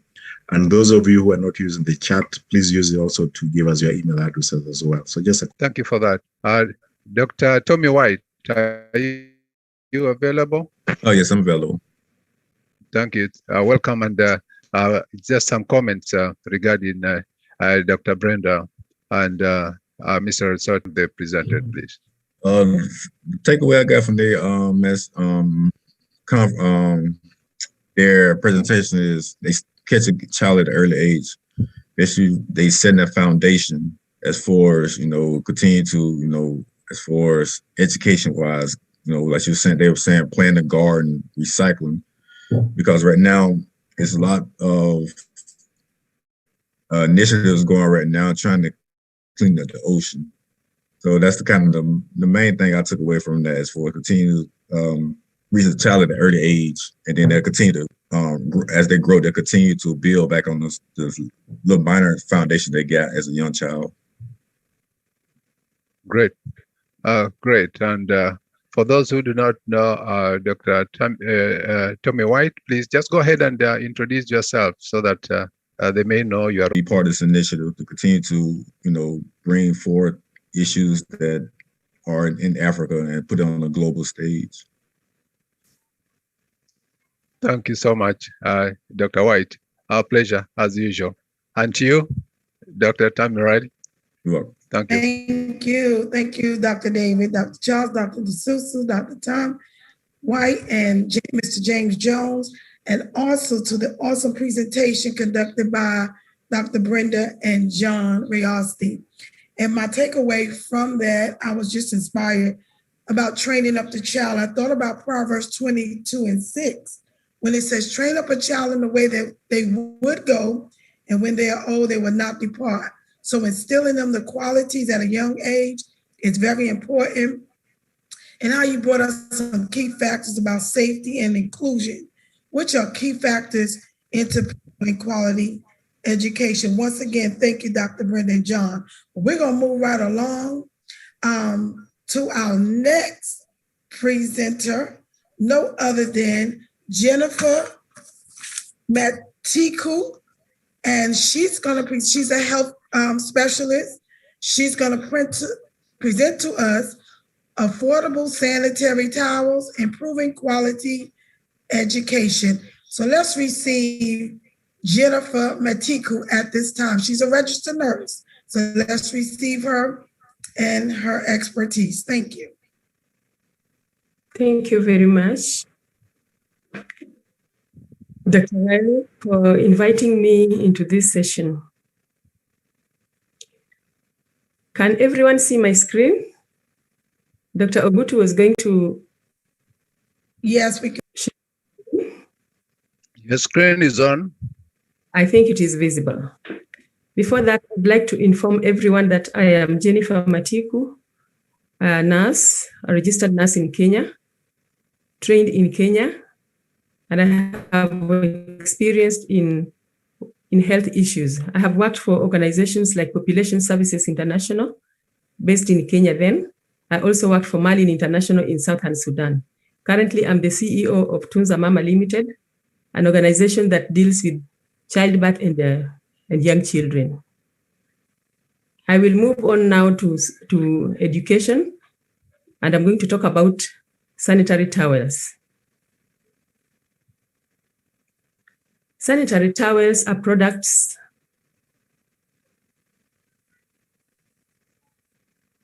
So let me start with quality education.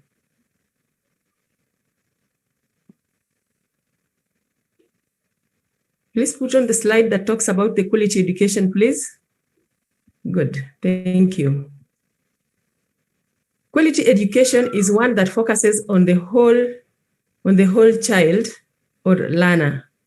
The social, emotional, mental, physical, and cognitive development of each learner, regardless of race, ethnicity, socioeconomic status, or geography. I'm going to outline some of the challenges faced by adolescent girls for lack of sanitary towels. Some of these are missed school days, missing out on learning activities,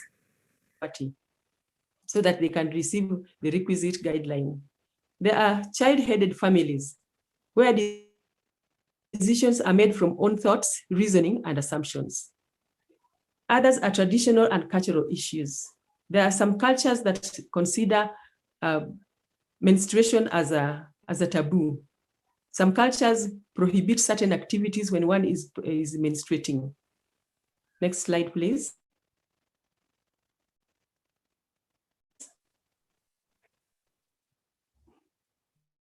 Audience are ill-equipped to handle the challenges faced by the adolescent girls, and therefore they themselves don't even understand what these young girls are going through. So they are not even educated enough to be able to train the girls or to counsel them or to guide them on how to take care of themselves during menstruation.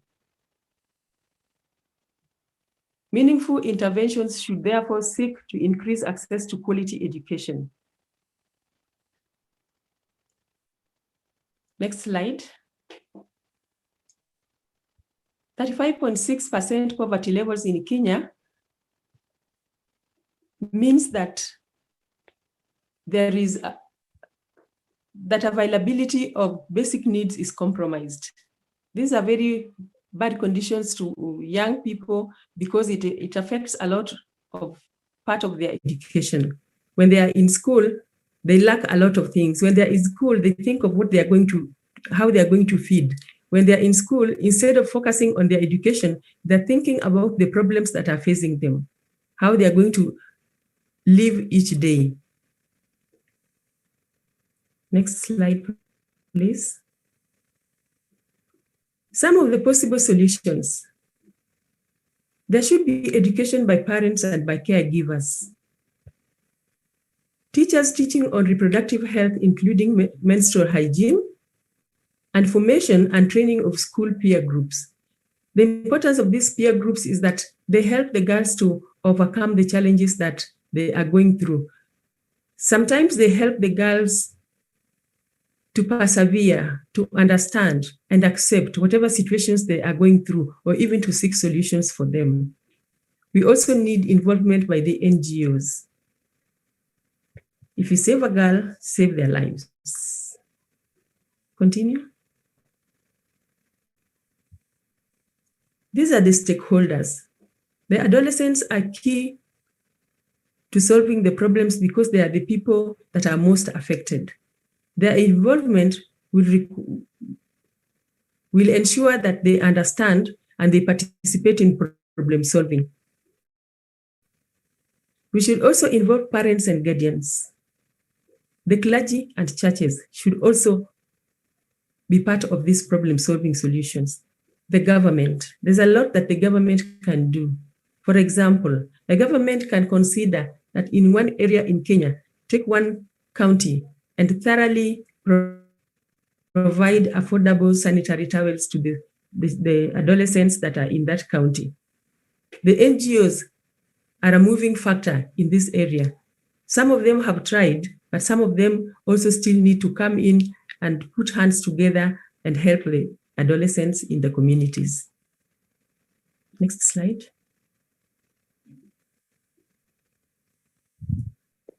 Thank you. That will be all from me. Once again, thank you so much for giving us a wonderful presentation in those areas that we tend to shy from.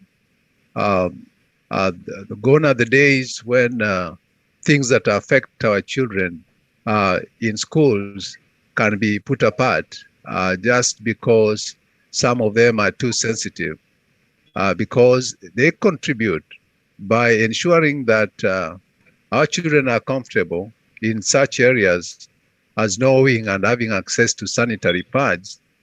They are able to have some comfort to advance their quality education by being there when they need to be there, because they have some form of protection and they have access. So once again, Jain, Matiku, our pleasure, and thank you for gracing this occasion and bringing this out to light. And with that, I will pass on the next comment to David, and then from there, Dr. D'Souza, and then back to Dr. Riley. Thank you, Dr. Charles. I just want to echo the comments from the chat from Mr. Boswell that Jennifer's presentation was precise and concise. So I agree with that. That you remind me that we constantly need to challenge ourselves in terms of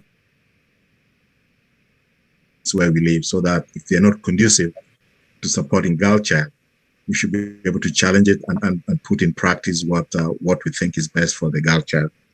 I also like the fact that you've highlighted the fact that this is not just an issue of families. Governments have a role, clergy and churches have a role, and everybody has a role in terms of supporting girls' education to make sure that anything that stops them from participating 100%, we deal with. So I just want to say that it was very precise, but very informative, and thank you very much for your presence here today. Thank you, David. Yeah, yes, Jain, thank you very much for an excellent presentation.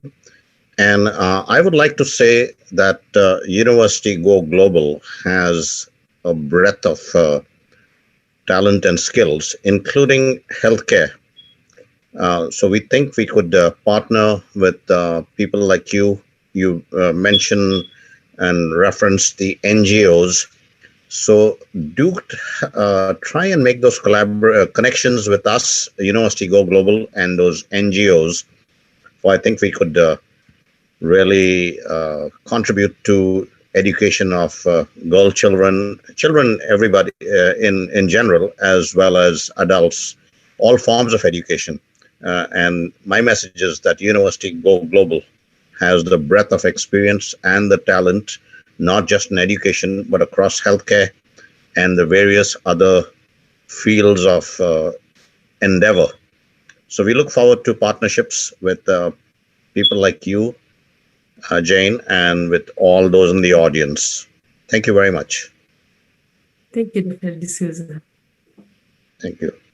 Thank you, Dr. Charles, Dr. David, Dr. D'Souza, and Jennifer for highlighting us on a very important barrier to quality education, something simple as sanitary towels to promoting healthy hygiene for girls. You did an excellent job in detailing and outlining that one important barrier to quality education. And once again, thank you for joining us and for an excellent presentation. We're going to continue moving along. We're going to bring back, we were graced with this young man on yesterday, Collins Dhuong'o.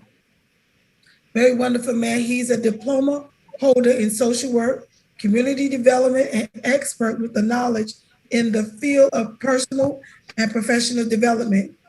Introduction to human rights-based approaches, child and youth development, care and support of children at risk, integrated development in communities and service learning.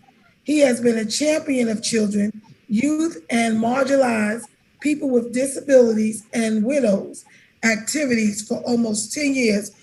Accompanying him is Peter Omondi, and their presentation will be on quality education despite extreme weather and lack of shelter. And they are with Semenya Primary School. If Mr. Collins and Mr. Peter will come at this time, we welcome you.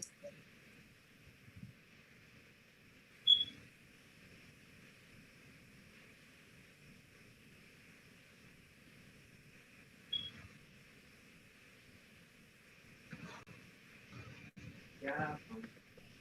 So before I introduce, are you getting me? We can't hear you. We can't hear you. Better be closer to your mic. Yeah. Now? Can you Okay. hear me? We can hear you, but faintly. Now are you getting me clear now? Yes, we can hear you. Yes, thank you very much once more, Dr. Chan. Here I have my colleague who is going to support, we are going to present him. And, your voice is a little feeble. Sorry? Your voice is slightly feeble. Yes, you need to speak louder. I'm saying. Yes, that's better. Yeah, this is major primary presentation. And before I invite my co-facilitator presenter, I would like to introduce you one of the school teachers who is also willing to introduce herself. Why my presenter? Thank you. Madam, can you introduce yourself? Thank you very much. My name is Brenda Owobureosti. I'm at Major Primary School. We have a population of about 400 pupils and 13 teachers. There's some noise. I think there's some wind where you are. Okay, we are a staff of 13 teachers. That includes the teachers from the ECG, early childhood classes, and the teach children whose majority do not live with their parents. So we have several challenges. Others come without having anything. Be closer to your mic because we are losing you. Okay. In our school, we have several challenges. In the neighborhood, we have children who live with their grandparents, and some live with their guardians, friends, their relatives, and some of these children come to school when they do not have basic needs. So we can barely hear you. We can barely hear you. Get closer to the mic. Okay, cool. Let me jump on and assist. Yes, please. Can you guys hear me? Yes, please you go hear ahead. This is perfect. Perfect. So mine you can hear. Okay, cool. Yes. So what I will do, I will invite Madam to come my end so she can present from my side, if that's okay. Yes, please go ahead. Okay, Madam, come my end and make a presentation. Yours. Okay, I'm sorry about that. Thank As you. I was saying, we are a staff of 13 teachers who include the early childhood classes from preschool to class 8. And we have a population of about 400 learners. And as I said, that majority of these children live with their grandparents because some of them are orphans and some of them come lacking basic needs. So as teachers, we are expected to chip in and work extra hard to ensure that they come to school. We have also introduced the lunch program to cater for those who cannot be able to manage the basic needs. And we have realized that at least majority of them come to school and they long to come to school every other morning. Most of them don't have power at home. So they are forced to come to school as early as 6 a.m. to be able to finish their assignments, which is a good thing. But on the other hand, the bills keep on increasing, which is a challenge to the school. If we could get alternative sources of power, it would be a plus for us. And even the use of technology would increase, especially now that the new education curriculum requires a lot of internet interaction. We would like to say thank you to University Go Global for identifying our school to be part of this initiative. Thank you very much. Okay, thank you very much, Madam, for that good speech. You can hear me now? Yes, we can. Yes, thank you very much. So I'm just presenting from Semenya Primary. The theme for today is quality education despite of extreme weather and lack of shelter. Yeah, we find that if we look at the school where it is situated, we have a number of challenges based on infrastructure. And that is why we came up with this theme to support our presentation for Semenya Primary School. Yeah, Semenya Primary School, this is a mixed day school found within Shah County, Ugunja sub-county, with a learners population of 400. The school currently hosts that population within the institution. Thank you. Next slide. Quality education. Now, if we look at quality education, when we are finding out, when we are carrying out our research, we found that the level of learners, they understand quality education as kind of education that makes one to face life confidence in all the dynamics. You see, despite all of the dynamics they are facing within the community, they can say if all the dynamics addressed, they can get quality education, and that is how they understand their quality education, and that's what they were giving us their background understanding of quality education. Thank you. Next slide. Yeah, we are now checking on what is how we understand the human needs in relation to quality life.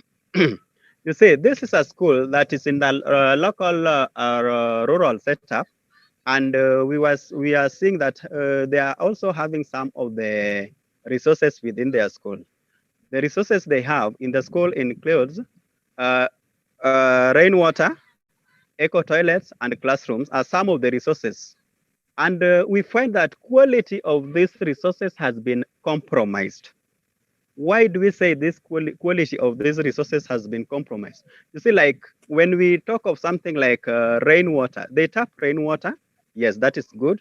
And now after it has been tapped, they cannot make it move to in some of the areas or other farms they have within the school compound. This is due to lack of some supporting power to do this. If we look at, they have an eco toilet within their school compound. Eco toilets, the they reuse some products from the toilet to their farm for the agricultural purposes. And that's why they are saying these are the resources they have within the school. So if we look at the classrooms they have, some of the background pictures there, you can see the classrooms they have. If you look at the classrooms, the quality has been compromised in that they are not to the standard of they are not child friendly. Why am I saying they are not child friendly? If you look at them, they don't reflect on the quality education, and this is happening due to, you find when they are paying their bills, they can transfer again this money to look into this infrastructure in the school compound. So one of the basic needs are mentioned there, and our attached photos are there, which include food, water, shelter, and clothing. Thank you. Another slide. Now, when we reach this slide now, I'll call my co-presenter to help me proceed from there, and now I'll leave the rest to him. Welcome, Peter. Thanks, Collins and team. So can you guys hear me? Yes, we can hear you. Okay, cool. So thanks everybody, and thanks Daktari for inviting us for this wonderful event. So I'm going to make a quick presentation on this slide. And just for everyone in the room, I come from Africa, and in this school, when Collins invited me, I did my KCSE exam in this school. So when I visited village, Collins invited me for this presentation. And as I speak, I think Africa is endowed with numerous resources. So I want to just paint that picture, that Africa, I'm able to attend this symposium or this conference because I've accessed or have gained quality education that have enabled me to be part of it. If it wasn't that education, and I remember our topic for the day. Okay, cool. Our topic for the day is quality education despite the extreme weather and lack of shelter. Just behind me, I know, behind me for you who can see it, we have students sat under a tree doing some exams. And I think that is very important because somebody spoke about if we have challenges, just like we have in Africa, we got to find solutions, if that makes sense. So if we find solutions, then this will be very helpful in terms of getting us to do what we want. So look at the sunlight we have, 12 hours of sunlight. How can we tap onto that? Look at these other things that we have as a source of power, and then compare the sunlight we have as compared to other parts of the world. Just sorry.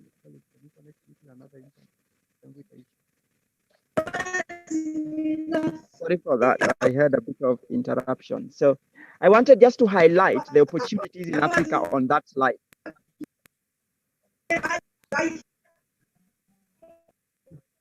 Yeah.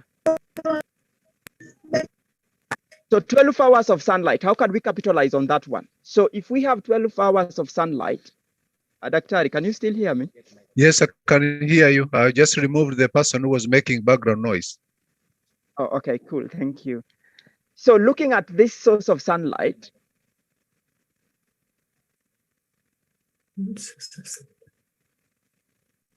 we can't hear you again.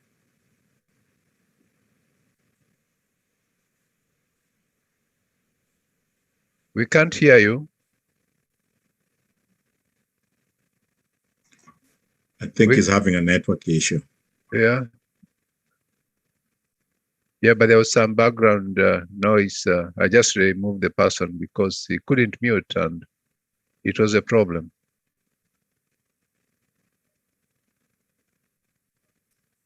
Mr. Omondi Peter, can you hear us?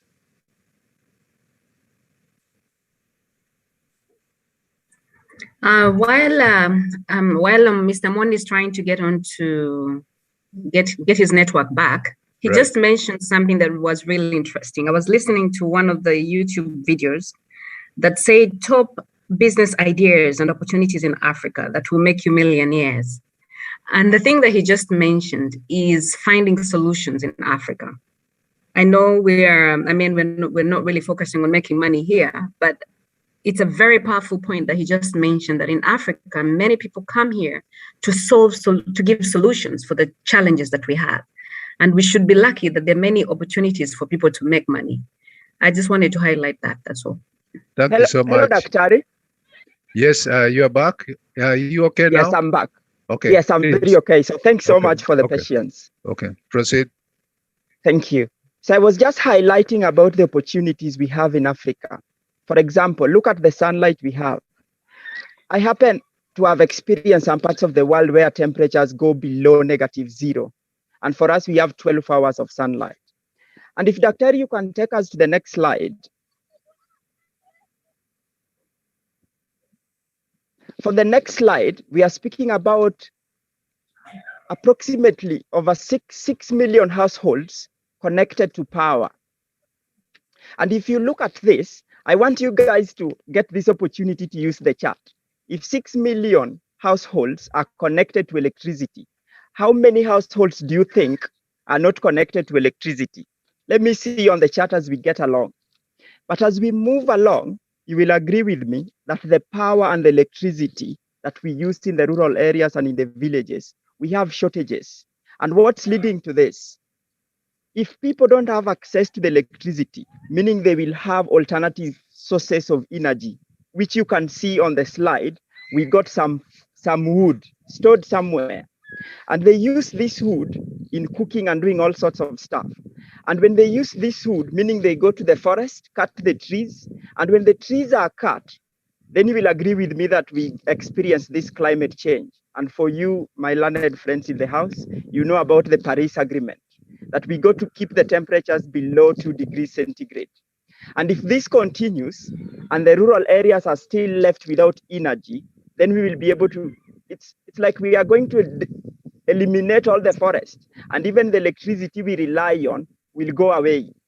So Daktari, we got things like windmill, we got like these generators and stuff, and all this will depend on the power of the human to capitalize on the natural resources we have.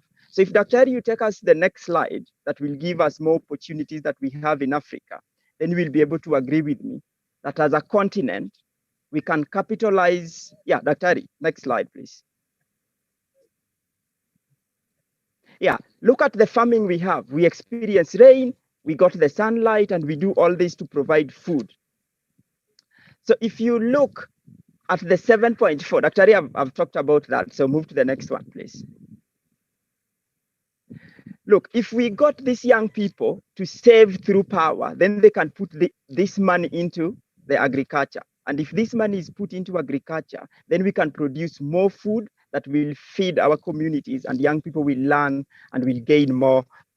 They will have like a more developed brain to achieve what they want, because when people are healthy, then they can study healthily and they can achieve success. So Daktari, next one.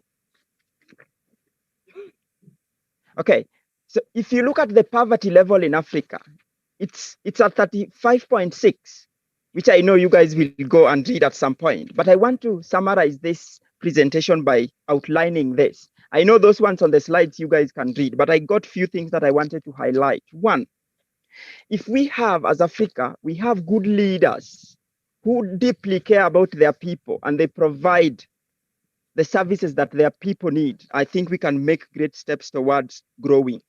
Then just like the University Go Global is involving people from the villages, like now we have Collins and we have the tutor right here with me. If we involve the local people in finding the local solutions to the problems facing them, I think that will help us grow. Then number 3 is tapping onto natural resources that we have, rather than just looking for external parties to help us. Let's make good use of what we have and let's grow together. Then number 4, the second last one, promoting rural development and access to quality education. This involves the internet, the teacher training, and all those infrastructures. Then the last one is infrastructural development in the rural areas, which again involves the power, which here we are speaking about the solar. And that marks the end of my presentation, and I welcome Collins to carry on. So thanks, everyone. Thank you very much. Thank you very much, Daktari. I think now we are just summarizing our presentation by giving some of the solutions. Sorry, can you hear me? Yeah, go ahead. Yeah, I think now we've just summarized our presentation, and I'm very much grateful. I can see if you go to the last slide, you'll see the references of whatever we presented. And I will just take this opportunity to appreciate my team. That is Madam Golda, my colleague, co-presenter Peter, and finally, I'll not forget about to appreciate the University Go Global for giving us as Semenya community this opportunity to explore on the renewable power source. And we are very much grateful for the partnership and the initiative. Otherwise, be blessed, team, and everybody. Thank you. Well.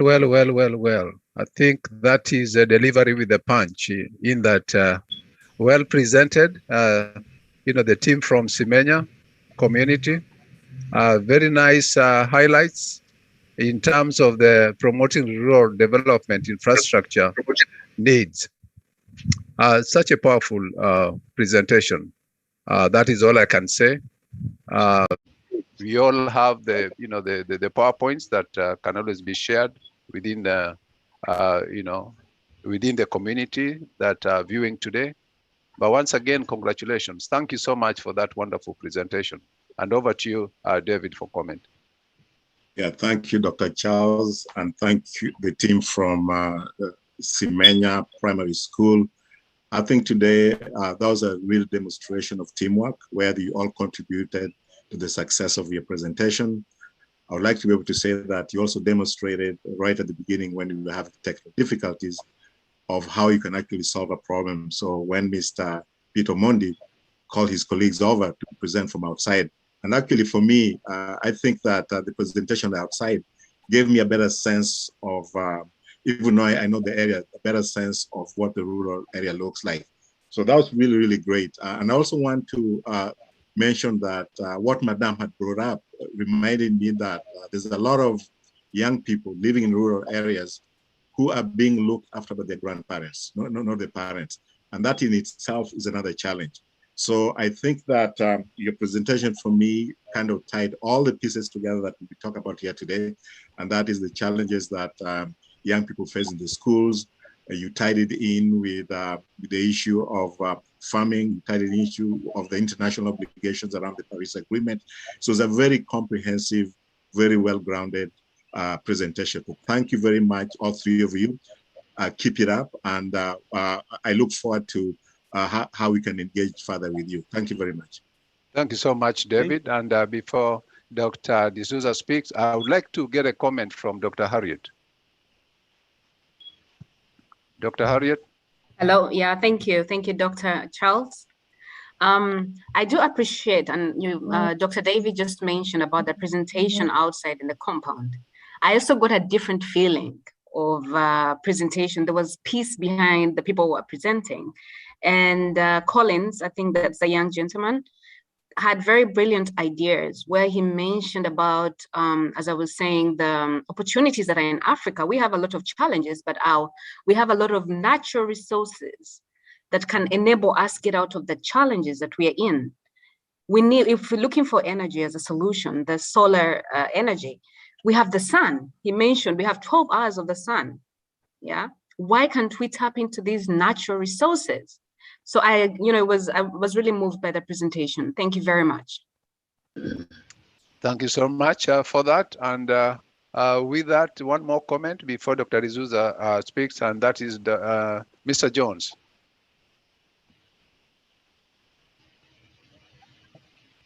Can you unmute and proceed? Okay. Yes.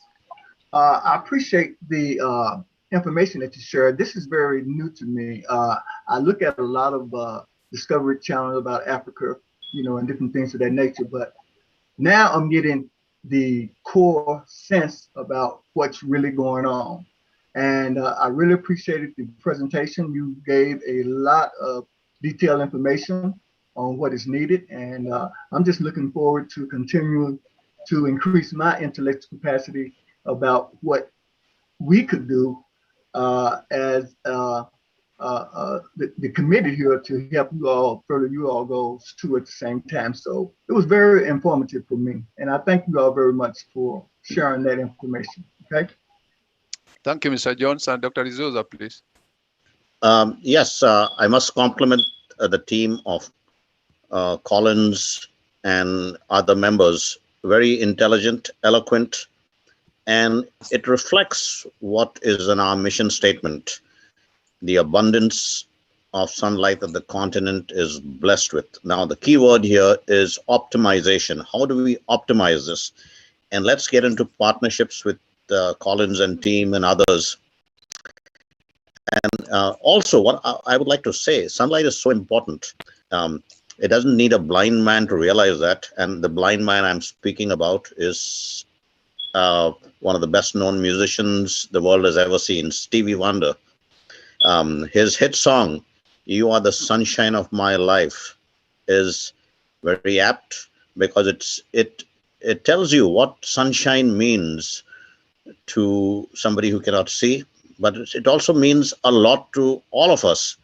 And nothing better than the importance of sunshine in Africa. The continent is blessed with it. Now, we as learned people, educators, healthcare workers, and so on, need to optimize and show the world how we can do it.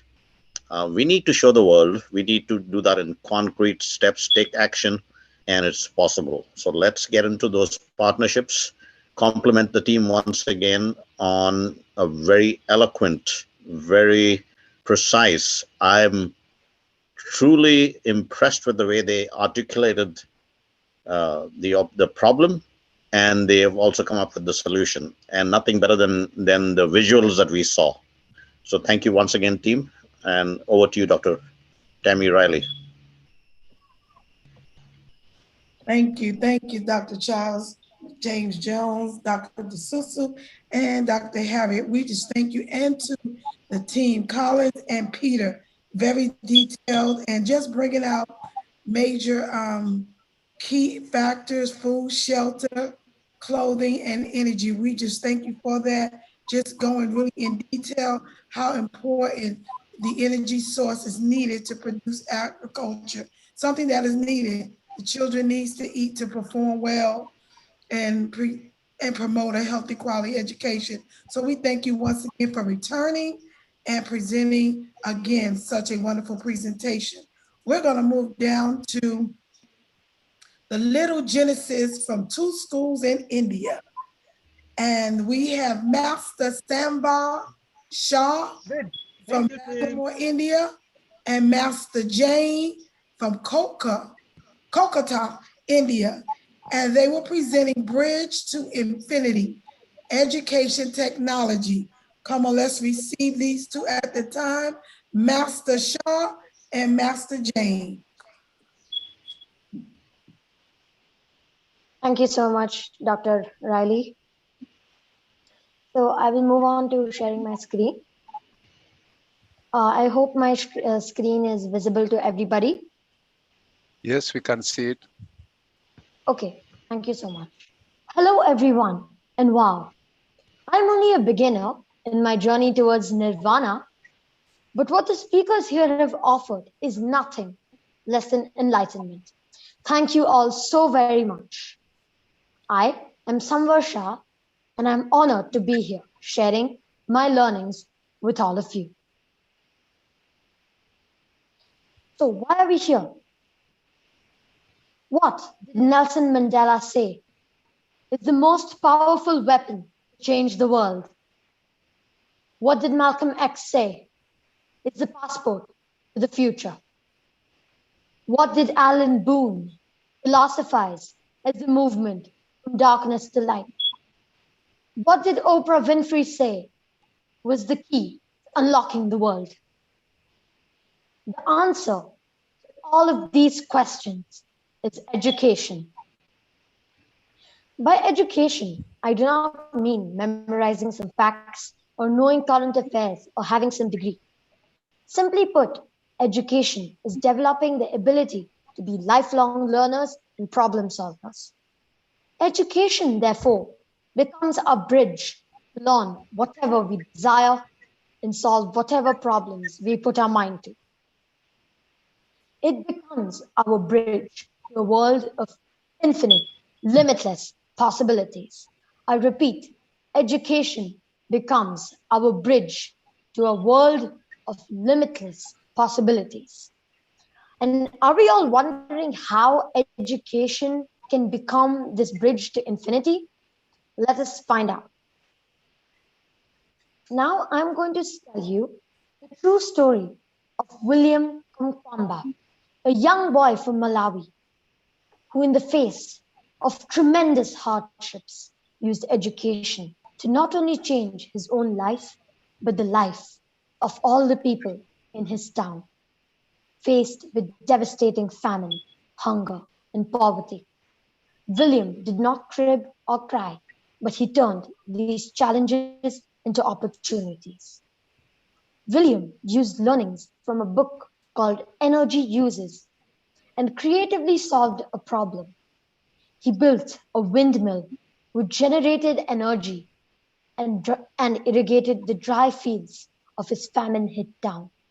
Even today, his town boasts of 2 such windmills built by him. Let us see the video on how he did this.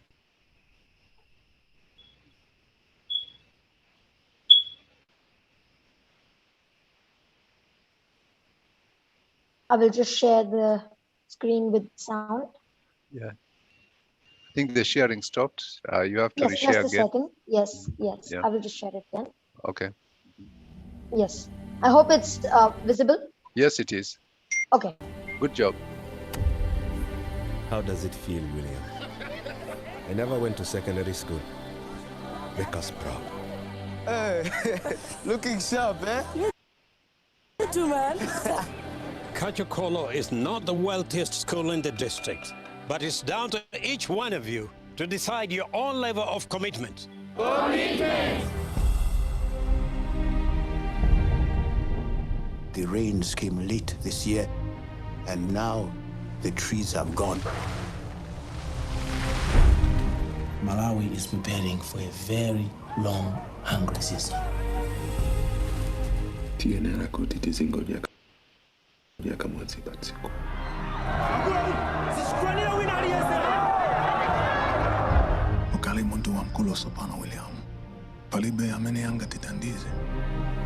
What are you going to do?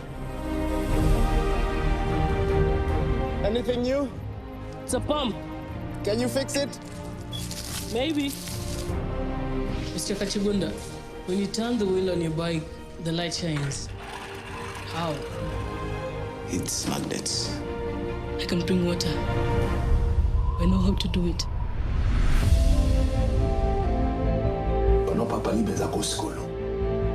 We stay, we die. No. With electricity, we can plant in the dry season. And to akufa kudziwa zimenezo? Tieni hapo! Tieni hapo! Malusiwa, adzalika liti. Zita kutaka. Ngati Mungu anditandiza.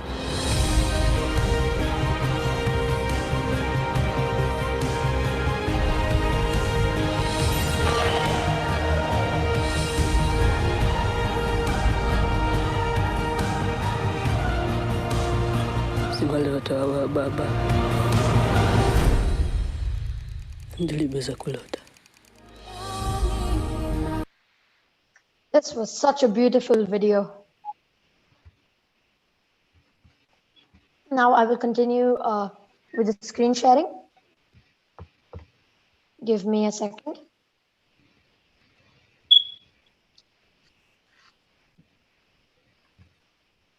Yes, I think the screen is visible now. Yes, it is.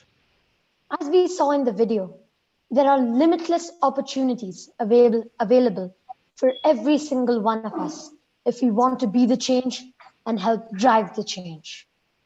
But to use these opportunities effectively, we need to be educated and be ready. Because, as we all know, a journey of 1,000 miles begins with a single step. If we do not take that first step of educating ourselves, we will not be able to use the limitless opportunities that we are being handed. And once we have taken that first step, what awaits us? It is the future. And how, we may ask, does the future look?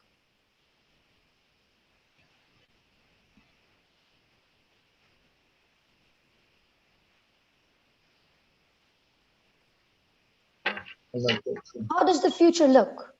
Artificial intelligence, or AI, is the basis of today's technology, and it will be the foundation of the technology which will govern the future of mankind. Every time we see an intelligent machine doing things, understanding our audio commands, doing language processing, we see AI. And behind AI is a real human who has mathematical and programming skills to make the machine comprehend and execute these commands. Closely associated with AI is machine learning, where a machine is fed data as input, and based on that data, it is able to comprehend other new but similar data and produce desired output. If we want to be a part of this paradigm shift, if we want to contribute to this changing landscape, if we want to drive the future, we need to act in the present. And what are the steps we can take in the present? Well, with the digitalization of learning, there is no dearth of opportunity. We may not have the highest number of schools per capita or the largest number of teachers per capita, but today, that has hardly any impact on our learning and education. As you can see in this picture, it is not about having everything equal. It is about having whatever is needed in order to be successful. And that is where internet and technology come to the rescue. Internet is the greatest equalizer, able to greatly diminish any inequities in education. Through internet, we can be sitting in any part of the world and access what is being taught in global Ivy League colleges and schools. We can access the most current, relevant content through MOOCs, or massive open online courses, which are largely free of cost and highly scalable. Sure. Digitalization of education holds the greatest promise in being able to eradicate unequal distribution of educational opportunities. And we must take advantage of this. I repeat, we must take advantage of internet. Not only can we access learning content, we can also personalize it to suit our own pace, our interests, and use it to further our passion. And what can we, young students, hardly even teens, achieve through digital learning? Let's take a look.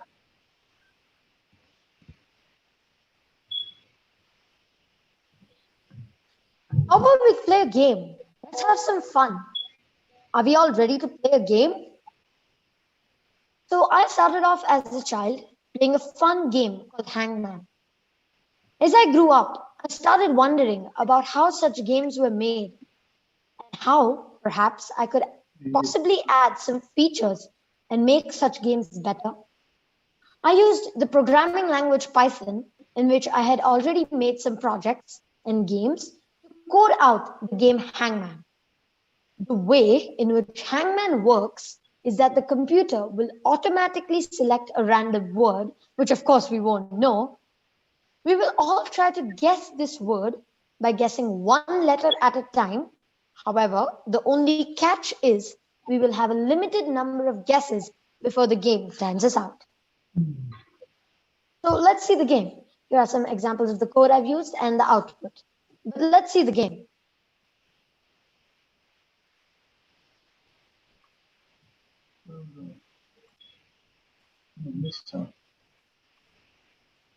Okay, I'm sharing the game. Okay, so We'll just wait while the screen loads. Is it visible? Yes, it is. Okay, thank you so much. So here the computer has selected a lettered word, and it is giving us a prompt to enter a letter or a vowel. So because vowels are the most found in words, we can maybe begin with an A. So the computer says that A is not in the word, and it gives us another prompt to enter another letter, E. So here it says that the vowel E is in the word and it is found at the end.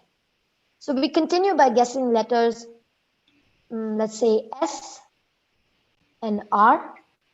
Neither of them are in the word. So here we've lost a few tries, but we still have a few left. So we can still guess maybe L. Here, we have got the letter L and it is before E at the end of the word. We can try M, but neither is M in the word. D, and D is not in the word either. We can try Q, a red letter, but possible that it's there. No, it's not there. Okay, so the computer has said that we've run out of tries, and the word was fickle. So F-I-C-K-L-E. Yes, that makes sense. But we could not guess it this time. So this is how we can repeatedly play the game and try to beat the computer.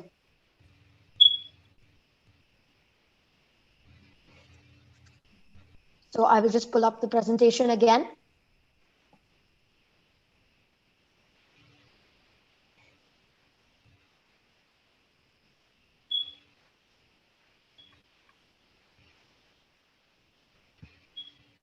Similarly, I have also developed a thesaurus project. The thesaurus is the aid to many of our difficulties. If we come across a word whose meaning we just can't fathom, no problem. Just type it out in the thesaurus and it will give you the meaning in a flash. These are just small and simple examples of what we can do through programming. I've also similarly developed a voice assistant and other such projects as I enjoy the process of learning and building in programming. If I can do it, every single one of you out there can do it. And not only can you do it, you can better it. We can all share and learn collectively and collaboratively. Not only is coding and programming used to build games, but it's also used for making some of the biggest apps and platforms known to us today, such as Google, Yahoo, Twitter, Instagram, YouTube, and WhatsApp. These are all driven by programs, and each of them has code written into it, which makes the software work. We can all make these brilliant softwares and innovations. All we need to do is take the first step, educate ourselves, make ourselves aware of what is going around in our world. Then we decide our path and how we are going to make an impact in this world. So finally, as President Barack Obama rightly said, we live in a moment where the dream of equal opportunity is within reach of every single one of us. Every single one of us has the ability to do great. We just need to find our passion and follow it. We all, every single one of us here, have the potential and promise to do great. And now we also have the path. So let us all imagine, let's believe, and let's achieve. These are the three main important steps. I repeat, let us imagine, let us believe, and let us achieve. Thank you so much. Wow. I'm just puzzled. I have no words for that presentation. Wonderful. Master Samvar, this is wonderful. And those three words are more than anything. They've been more than anything in my life. That's a reflection of what I've always put forward. And that is imagine, believe, and achieve. You are in the right path. Thank you so much, Dr. You are in the right path. We want to ensure that we are collaborating with you. going forward, and the sky is the limit. Thank you so much. And collaboration further will be my pleasure. Exactly. The AI item, if you visit our website, which will be launched sometime today, it's a focal point of what University Go Global will be doing. We want to be the leading torch in AI applications and development. You've won a place in our AI team. Thank you so much. Thank you so much. This is an honor. Thank you. Dr. And to that, Thank you so much. Dr. D'Souza, you'll speak after Mr. David. And David, from you to Dr. Prabhu will come. Next is Hridhaan. Hridhaan's talk is there now. Hridhaan. Let us finish with Hridhaan's talk, and then we come back to all these people. Okay. David. Yeah. Okay. Good. Hridhaan, go ahead. Good afternoon, everyone. Can you hear me? Yeah. We can hear you. Yeah. So I'll just start with a little bit of introduction. My name is Hridhaan. I'm from Kolkata, India. I'm 12 years old, and I study in the Martin for boys. So I'll just share my screen to show you all my presentation.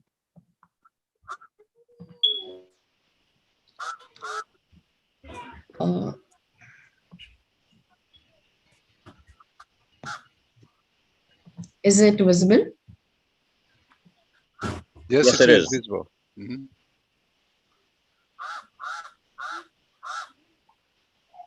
Just a second.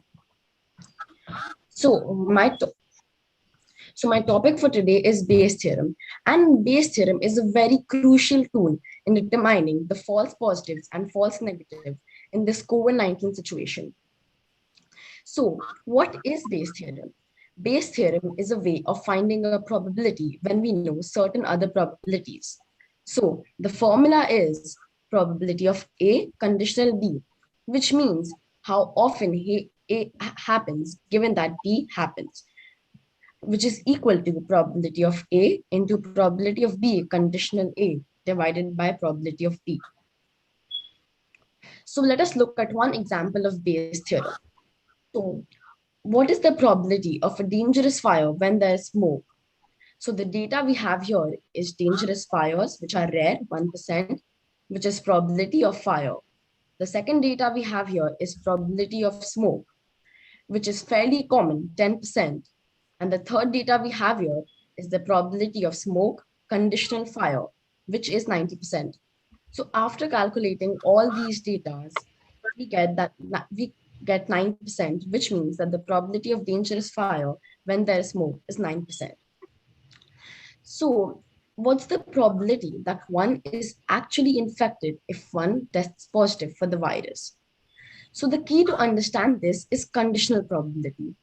It is easy, and I used it to describe the sensitivity and specificity of the testing procedure. The sensitivity and of the probability that you will test positive is conditional on the fact that you are indeed positive. This worked out to 98% in my example. Similarly, specificity was the probability that you will test negative, conditional on the fact that you are negative. This came to 95%. There are two other scenarios as well. You may test positive, but actually you are negative. And you may test negative, but actually you are positive. So thus, we have to rule out false negatives and false positives. So let us assume that 10% of the people tested are actually infected. This is called the pre-test rate of infection. Thus, if we test 1,000 people, 100 out of them are actually infected. Let's see how good a test with 98% sensitivity and 95% specificity is in such a scenario. Since the test has 98% sensitivity and 100 people are actually infected, this test will report 98 positive cases that are true and 2 positive cases will be reported as negative. Also, since the test has specificity of 95%, it will report 5% of the 900 people who do not have the virus as positive. Thus, this will test Thus, this test will report a total of 98 plus 45 is equal to 143 positive cases out of 1,000 people, but only 98 of them are actually have the infection, which means 143 out of 1,000, which means 14.3% will be positivity rate that is usually reported by the media. This is an important number. We can also express the same thing in a different way. The probability that someone is positive and tests positive is also equal to the probability that someone is positive, conditional on the fact that she tests positive multiplied by the probability that someone tests positive. So it would work out something like this. Probability tests positive conditional on being positive into the probability that is positive, which will be equal to the probability the person is positive conditional on testing positive into the probability that he or she tests positive. From here, we can rearrange the equation. Probability that he or she is positive conditional on testing positive, also that probability tests positive conditional on being positive into probability that tests positive divided by probability is positive.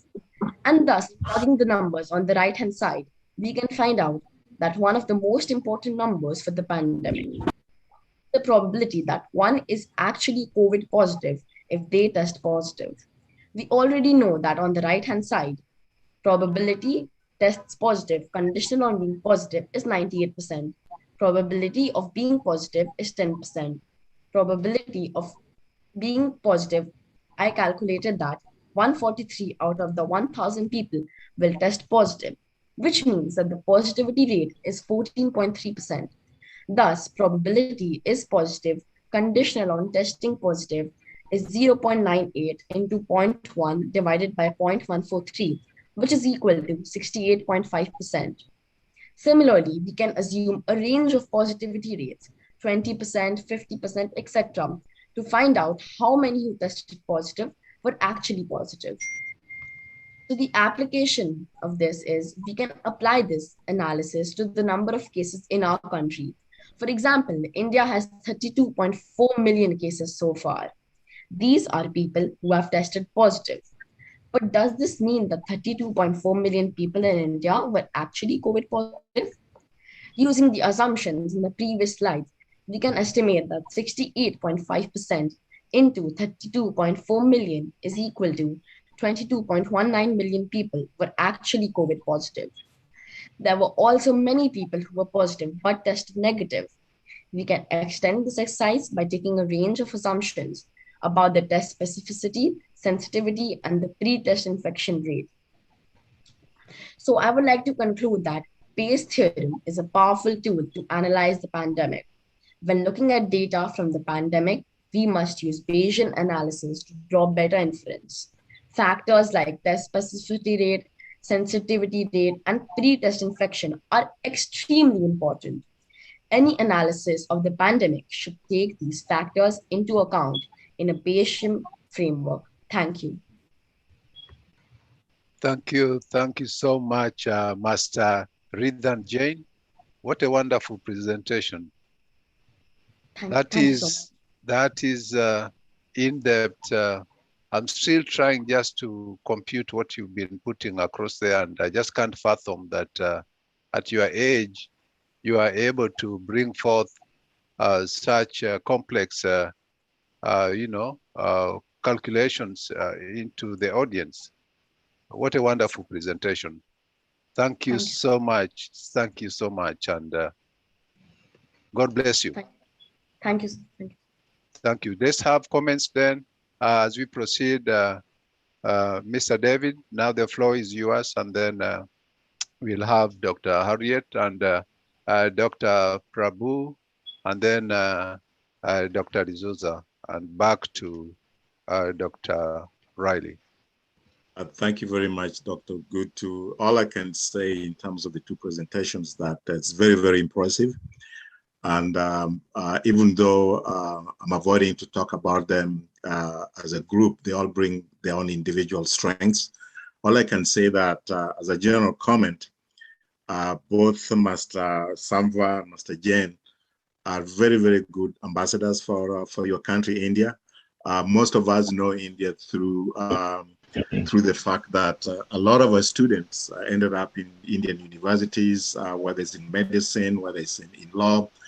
And I would say that you're probably better ambassadors for your country than some of the official high commissioners. You represent a very bright future. The other thing I want to tell you is that we also have very bright minds in Africa as well. So you're the bridge, you'll be the bridge between India and Africa once we connect you with some of those brilliant minds in Africa as well. So that in terms of your own areas of strength, like Master Samvar, your strength is really around issues around mass online course, digital learning. So that's really important. And I think that when I was listening to Master Jain, it reminded me that the healthcare system in India is in good hands. If at your age, you're already that brilliant, and there's people much, much older than in the system, and when you replace them, India is going to be much, much further ahead. So you're also a testament to what your country has produced, and you're very good ambassadors and the bridge to other brilliant minds in Africa. So thank you both, and keep up the good work. Thank you, David. And the brilliance of both Samvar and Hridhaan needs no further elaboration. What does need elaboration is that these two fine young men, not yet men, boys, 12 years old and so, are brought to us by one of our own, Dr. Shrikanth Prabhu. Dr. Shrikanth Prabhu, Dr. Charles Ogotu, myself, and Mr. Pradeep Chowda are the directors of University Go Global and also of US Go Global. As Dr. Charles said, US Go Global is going to be very heavily involved in artificial intelligence solutions. And Dr. Prabhu is going to be one of the key people there, world-renowned exponent of artificial intelligence. Dr. Prabhu, are you there? Can you? Yeah. I'm there. Okay. Give us a few thoughts on that. Yeah. Good afternoon. All of you, and good evening from India. Now it is going to be evening here and afternoon in Africa, and also early good morning in US, and all the pleasantries from India for all other continents and other countries in the world. University Go Global and US Go Global are working towards university collaborations and working on projects on healthcare, smart cities, sports medicine, etc. We have planned to use artificial intelligence to solve all the critical problems which come to us daily. Artificial intelligence has got three parts. One is called the uninformed search strategies, informed search strategies, and game playing.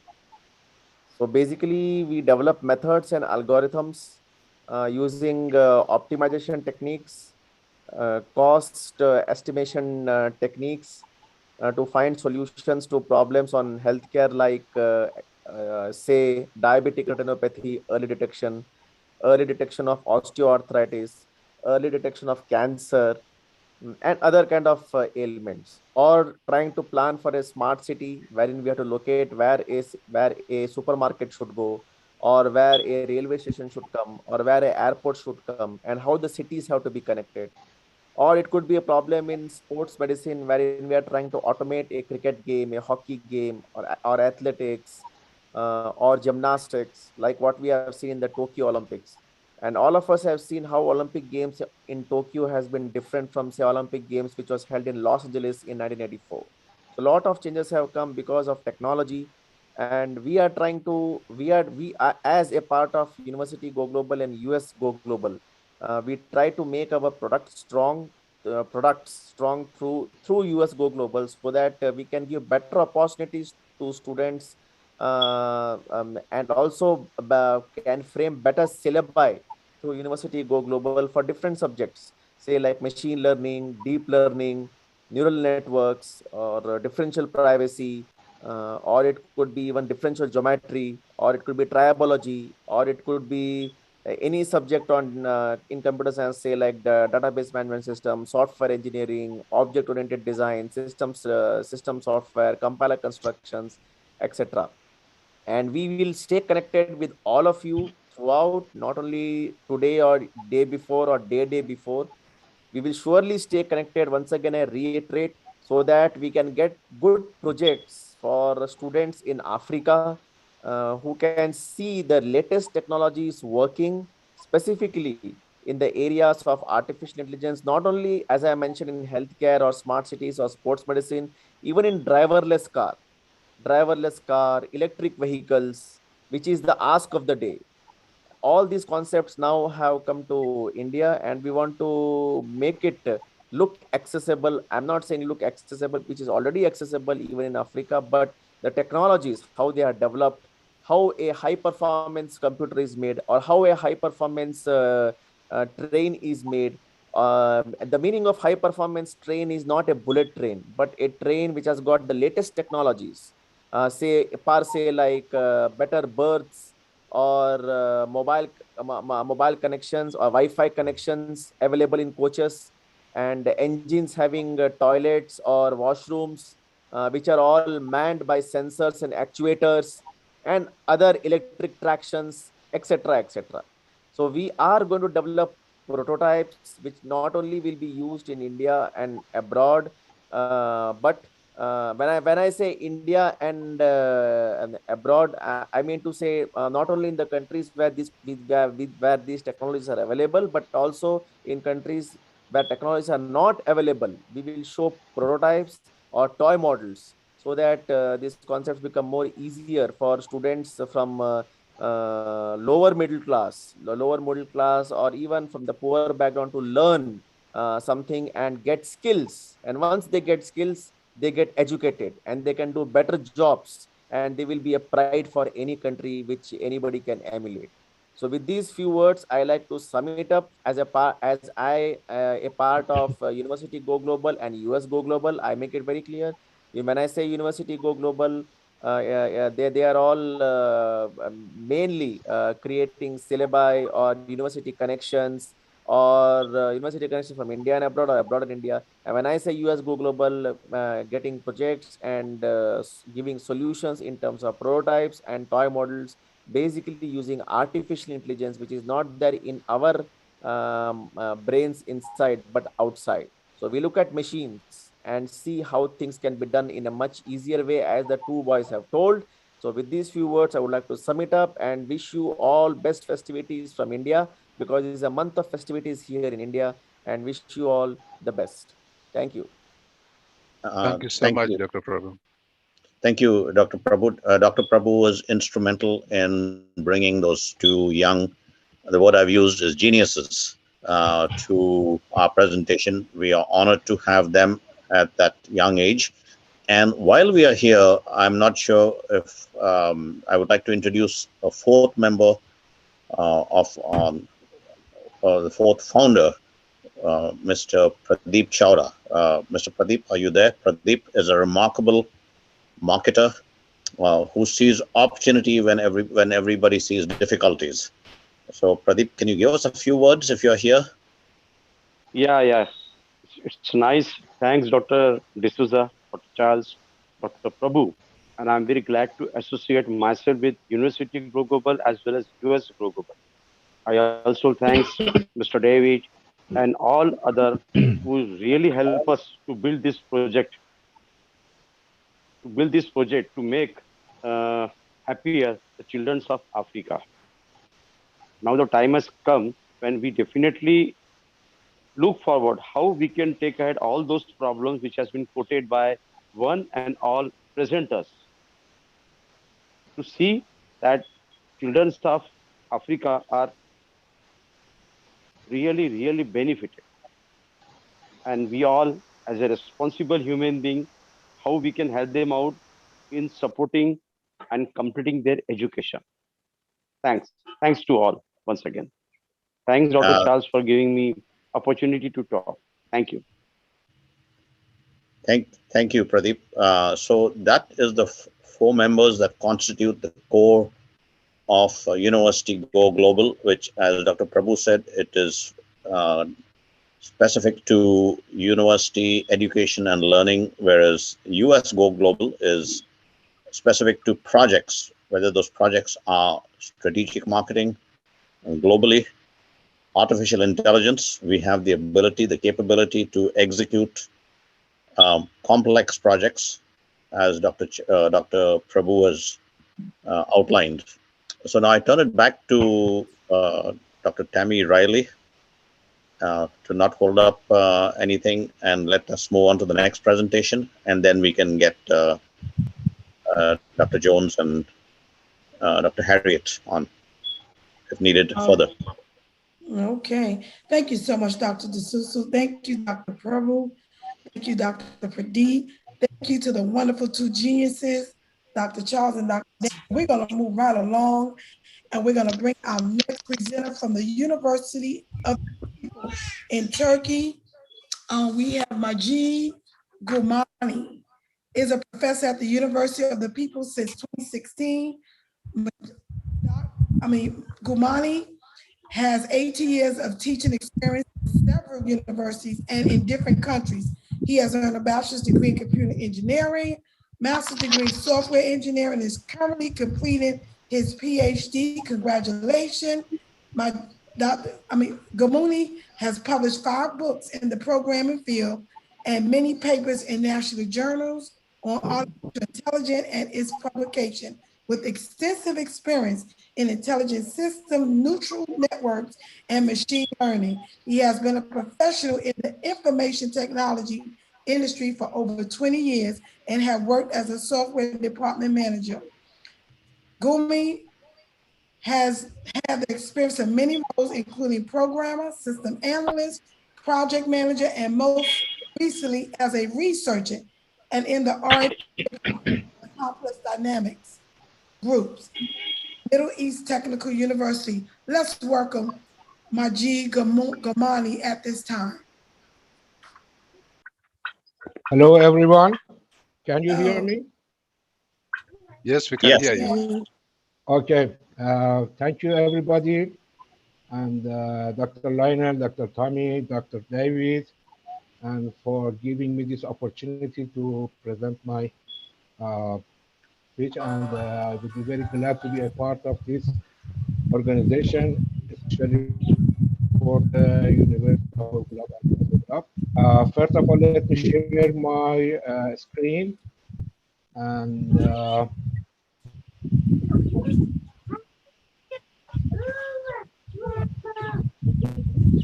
can we all mute our mics, please?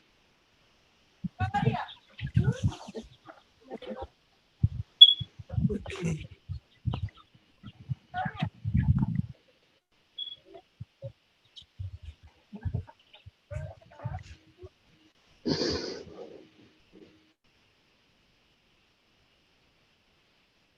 Okay, Dr. Majid, continue.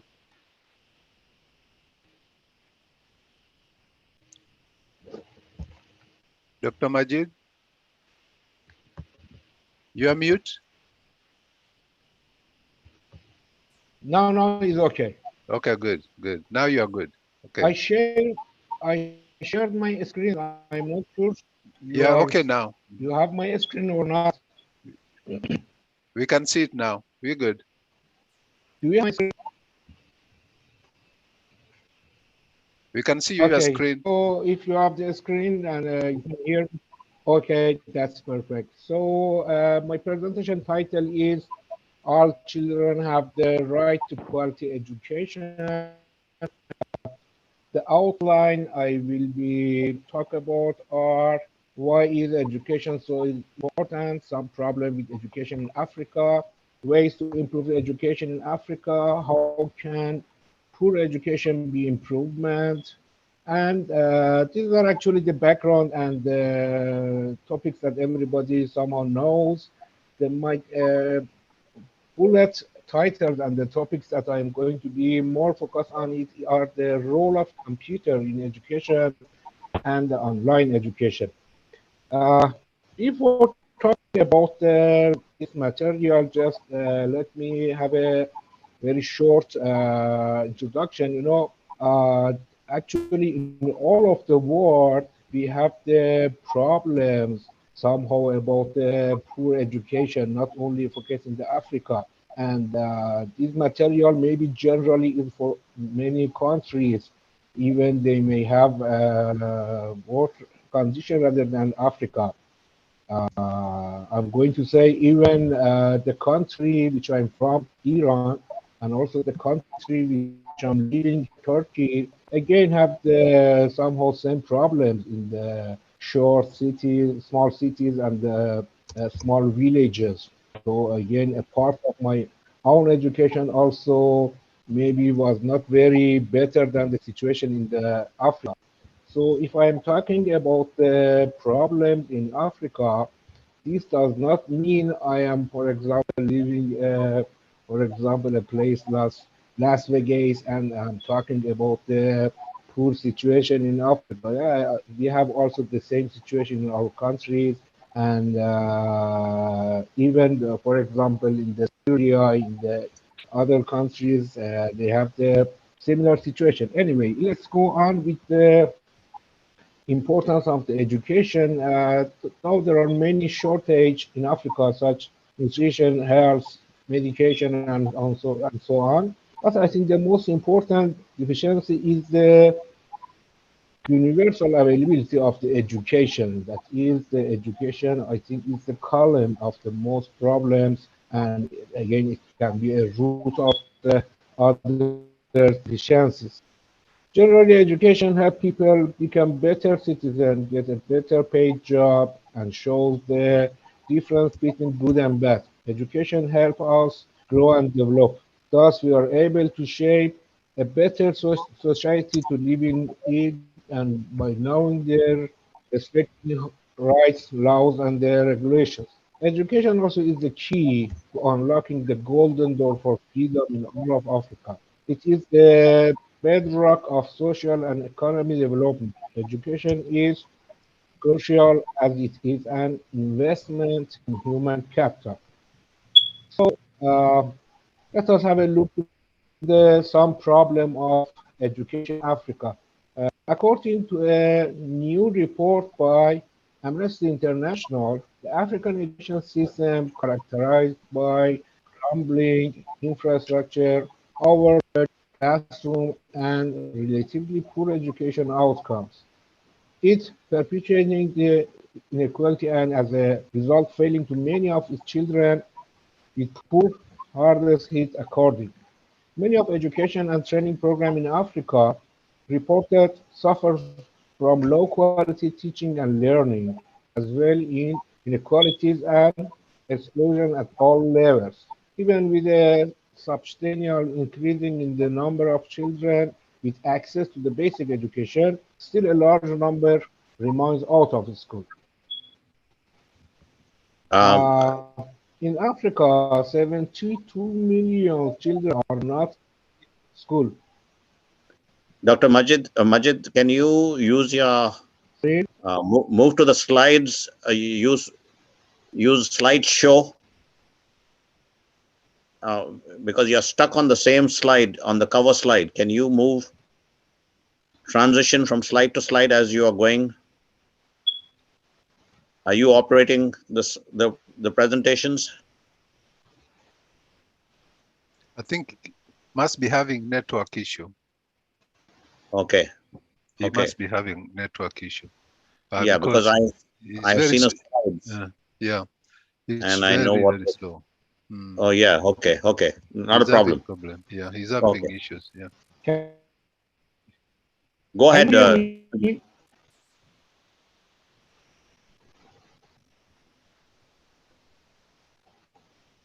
Please go ahead. I think he's having network issues. He looks like he's frozen. Yeah, he's having network issues. Okay. Yeah, I think we may. Dr. Lionel, unfortunately, I cannot hear your voice clearly. Is there any problem? Yes, you have problem. I think your internet is rather low, so you are not able to communicate well. We can't hear you. So You may want. now you may can want you to. hear me? Yeah, but your words are not coming out either, so we can't hear you properly.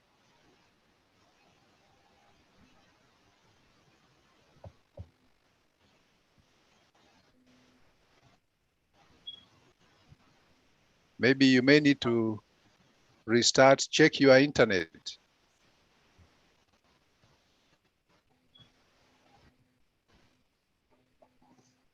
Otherwise, we could move to the next presenter as he's sorting out himself. Yes, we could move to the next presenter, and then we can make this presentation available. Yeah, we can make it available. So I think in that case, that I think is what we need to do. Dr. Riley? Dr. Riley, if you can go ahead and present the next presenter. All right. And we thank Dr. Gomainy while he works out the technical difficulties. Let's move to our next two presenters, Dr. S. Prabhu, Mr. Amit Aravind, and they are from MIT Manipur and Akana Enterprises. And they're going to talk to us about science, society, and के 50वीं में गए खाने को पर उसको बैठने को नहीं Can everyone mute? Can everyone mute, please? Covid का ही समय चल रहा है गई क्यों नहीं तुम्हारे मामा जी तुमको जानना था Can everyone mute, please?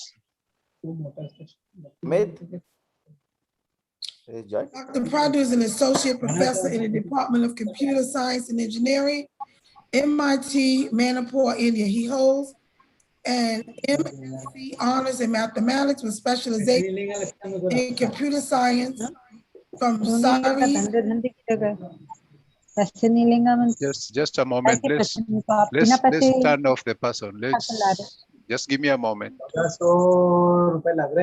क्या है तो कल क्या कर रहे हैं आप इतने एक सामान क्या ला रहे हैं तुमको क्या मालूम आपकी मामी जी ने पापा को केस देने से मना कर दी Can you please keep quiet, please? Put your microphone on mute. क्यों? Rekha Manoj. It's Manoj. Rekha Manoj. I've turned him off. Okay. Yeah. Good. Computer science from Sari Sathya Institute of Higher Learning and Tech in Computer Science and Data Processing. Mr. Aravind is a graduate of civil engineering and a postgraduate in master's in construction, engineering, and management. He has earned a gold medal for securing a CGPA of 9.98 out of 10 from the prestigious Manipur University of Manipur. He also served as a research scholar in Harriet Wyatt University, Edinburgh, Scotland, and was a junior research fellow in the field of self-compacting concrete under the project funded by the Department of Civil Engineering and BRNS Mabawi. Let's receive them at this time, Dr. Prabhu and Mr. Aravind. Dr. Prabhu, go ahead and mute and proceed. Dr. Prabhu, unmute. Thank you. Yeah. Right. I'll just share my slides.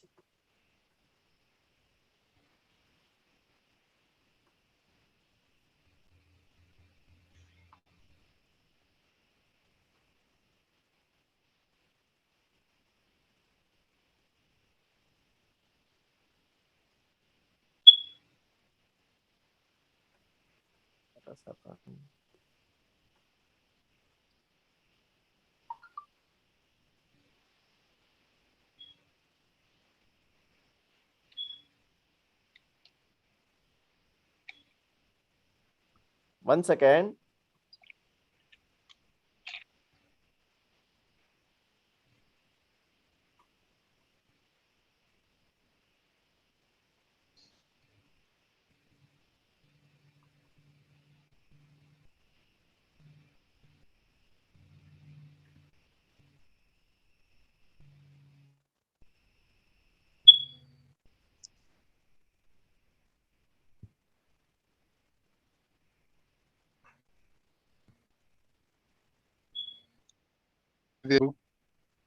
Yeah, he's just retrieving his PowerPoint.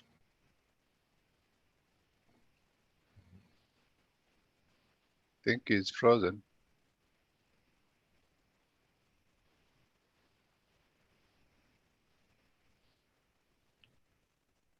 Okay, so let's discuss what's going on.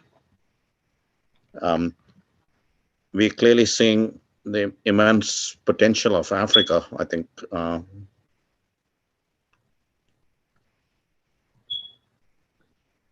Correct. Yeah, and I think that's him.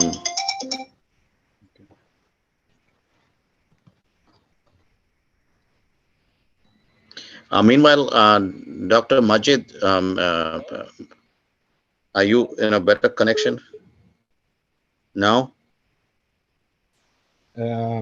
Yes, I think now it's okay. If so you can hear my voice, and if you have my video, yes, I can go on. Yes, just load it up quickly, please. Don't waste any time. Load it up quickly and Okay, just start. so let me share my screen. Okay.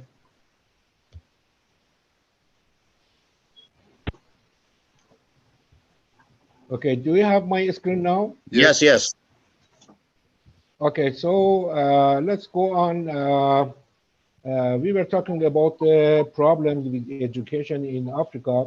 In Africa, 72 million children are not attending school. They are too busy working at home to be able to go to school. Other reasons children are deprived of the education are gender issue, religion, war, and the health. Here is the important percentage. It's come from the International Union magazine. The rate of gross enrollment and proper qualified trade programs. Then the second part, the university should be number one. You know, the importance of the university is very clear in the countries. The students' needs are important. Hello. The need for hello. Yeah. Okay. Do you hear me? Yeah, just go ahead. I've muted Dr. D'Souza. Go ahead. So I can go on. Yeah, you can go on. Yeah. Okay. Okay. So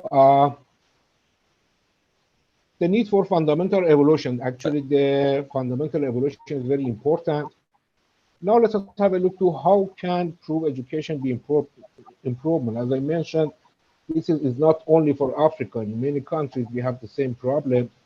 These are my recommendations. Reduce the cost of the education. Fortunately, at the present, abolish their school fees, and this is an important key. School lunch programs, again, is very important because we know that it has been proven that malnourished children learn very weakly. So again, the food is very important for the school programs. Educating the parents and improve resources for teachers. And the last one, I make it the red and the bold, is offer and present a new educational model. I will talking about the new model that can be used. Let us have a look at the role of computer in education. I think everybody knows computers can turn out to be a brilliant aid in teaching. Computer facilitate an audio-visual representation of information, thus making the process of learning interactive and interesting. Computer-aided teaching adds a fun element to the education. You know that the computer-based learning, CBL, refers to the use of computers as a key component of the educational environment. So the role of computer in education is very important.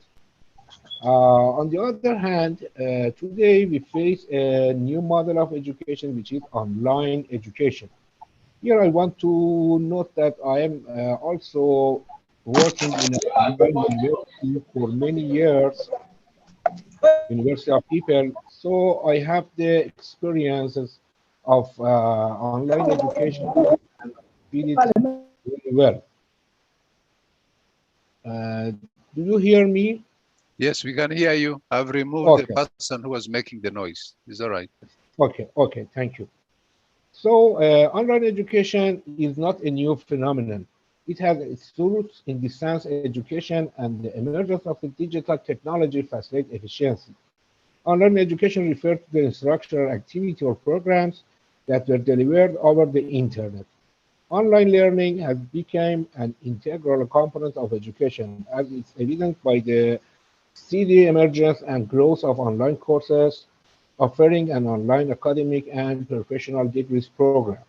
In most fields and disciplines, students can take advantage of a broad range of the online learning opportunities from individual online courses to fully online high school, undergraduate level certificates, and even the graduate programs. Uh, Now let us have a look to the pros and the cons of the online education. Let's see what are the advantages of the online education.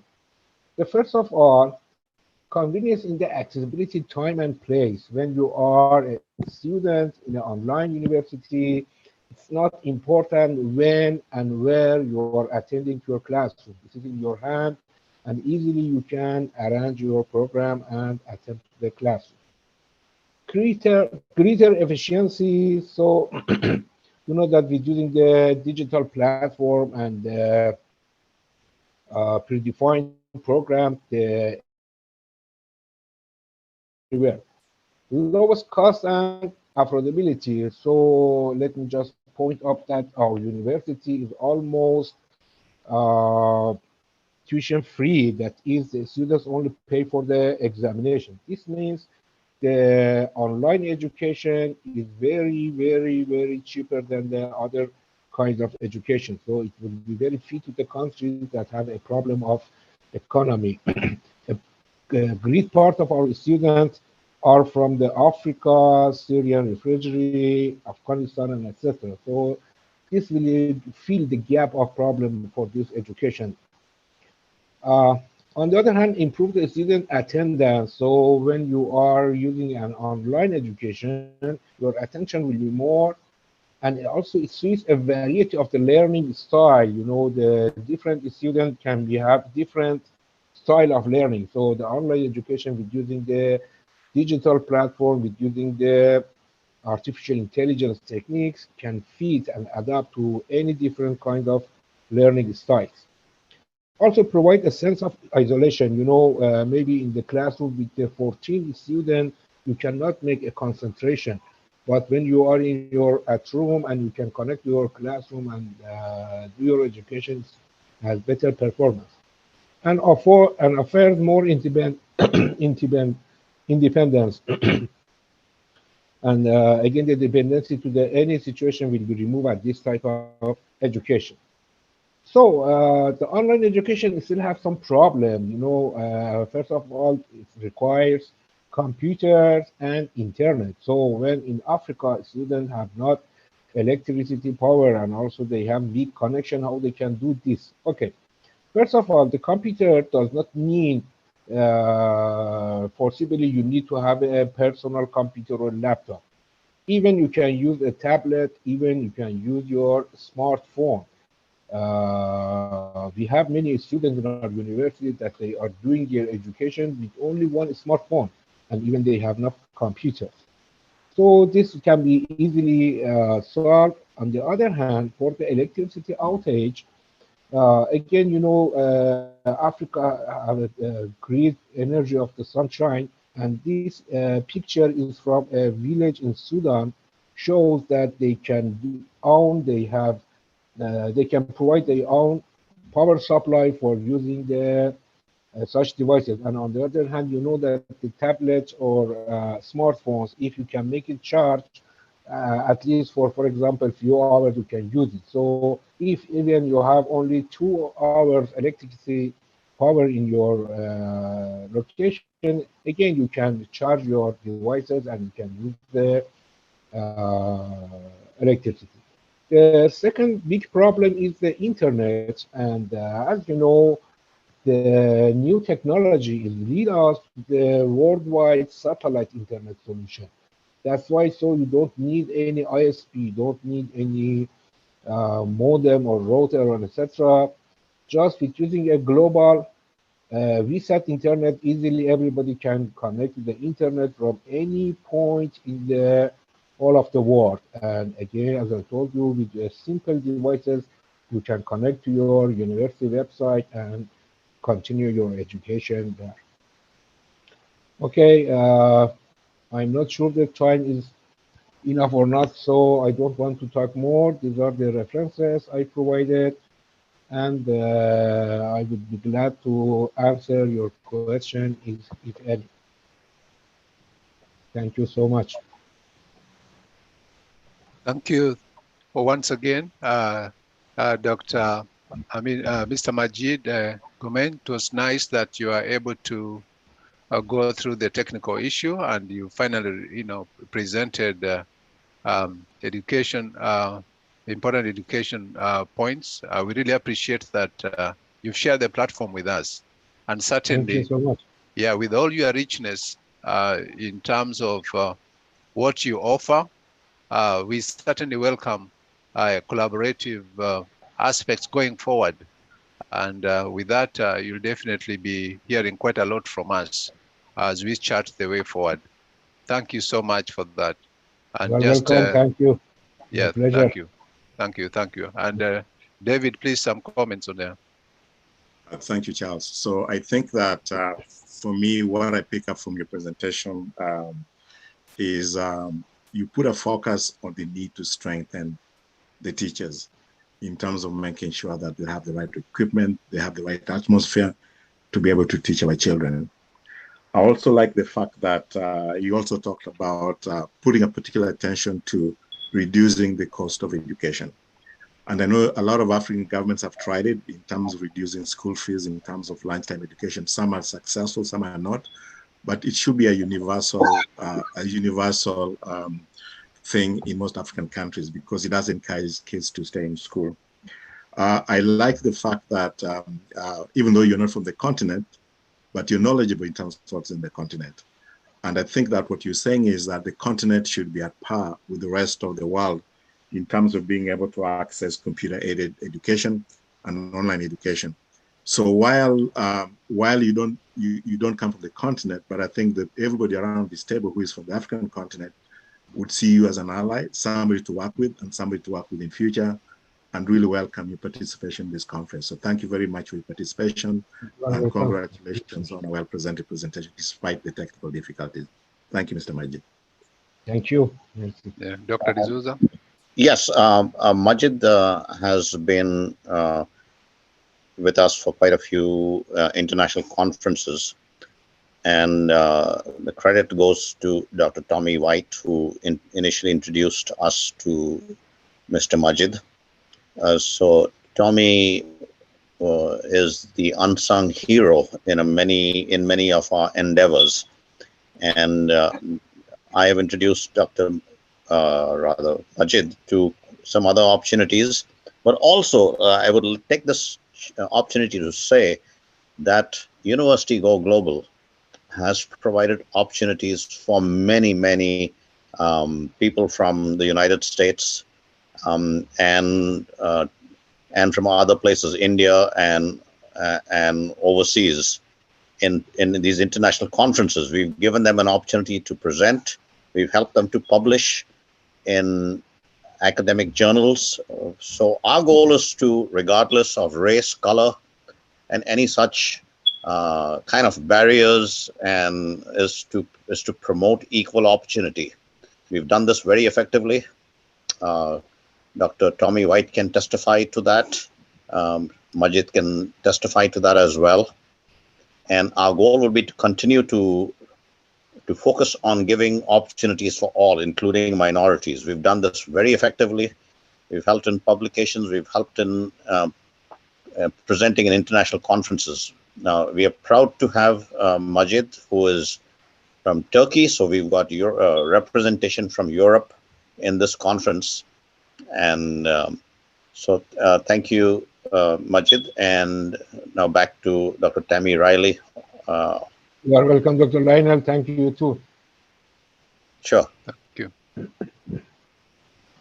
Thank you, Dr. Majid, for that wonderful presentation and working through the difficulties.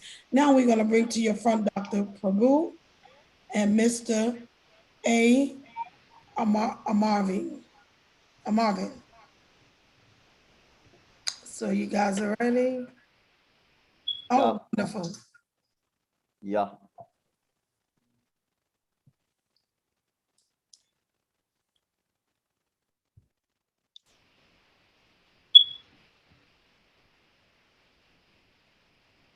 Are you able to see it?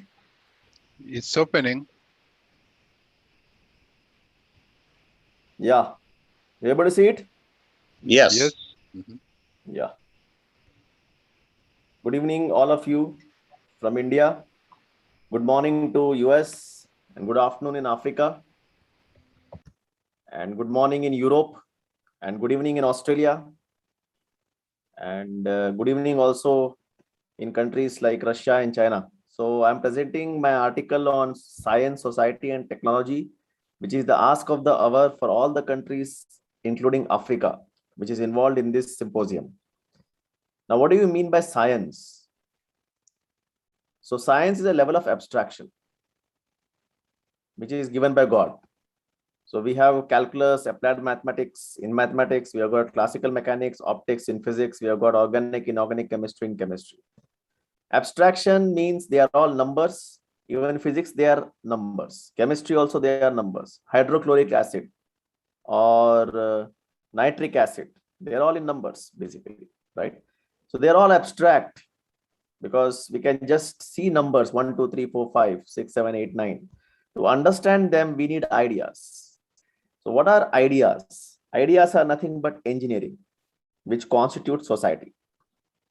So when we speak about engineering, we have got a website which is indigenously made, and also the products in this website are also indigenously made in India. It is called as NPTEL, which offers all lecture notes for kids in K-12 and also for engineering students, medical students, law students, etc. So basically, engineering means they are expression of ideas and they form society. Without engineering, you don't have society. Right. Now, what are the different applications we can have using engineering or using ideas? So they are all these, and these come in artificial intelligence, whether it is game playing, biometric systems, disease recognition, aviation, railways, disaster management systems, smart cities, defense, agriculture, veterinary sciences, sports, infrastructure design and management, on which Amit will be speaking about, and other applications. Now, what do we mean by technology? The meaning of technology is or are products. Now, what are the different products we can make? And they come from the applications, basically. Surveillance, drones, scanners for fingerprints, faces, retina, different softwares, automation architectures of buildings, softwares for healthcare, software for agriculture, aviation, etc. So in short, science means abstraction, society means ideas or engineering, technology means products. Now, who are the entrepreneurs from India who have made science, society, and technology? So I am naming them a few. So Vinod Khosla for Sun Microsystems. He's one of the co-founder of Sun Microsystems, settled in US. First Indian CEO for McKinsey is Rajat Gupta, who is appointed by Bill Clinton in 1993. Then HCL, it's a hardware company, Arjun Malhotra. Internet was discovered by Tim Berners-Lee. He is not an Indian, but it has come from a PhD thesis by Roy Fielding Thomas in 1994.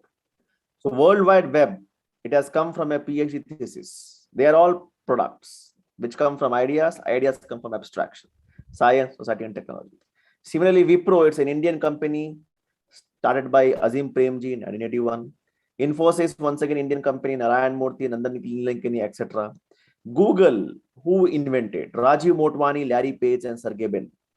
Rajiv Motwani is an Indian. Larry Page and Sergey Brin are dropouts from Stanford University. Rajiv Motwani was a professor in Stanford. He is no more.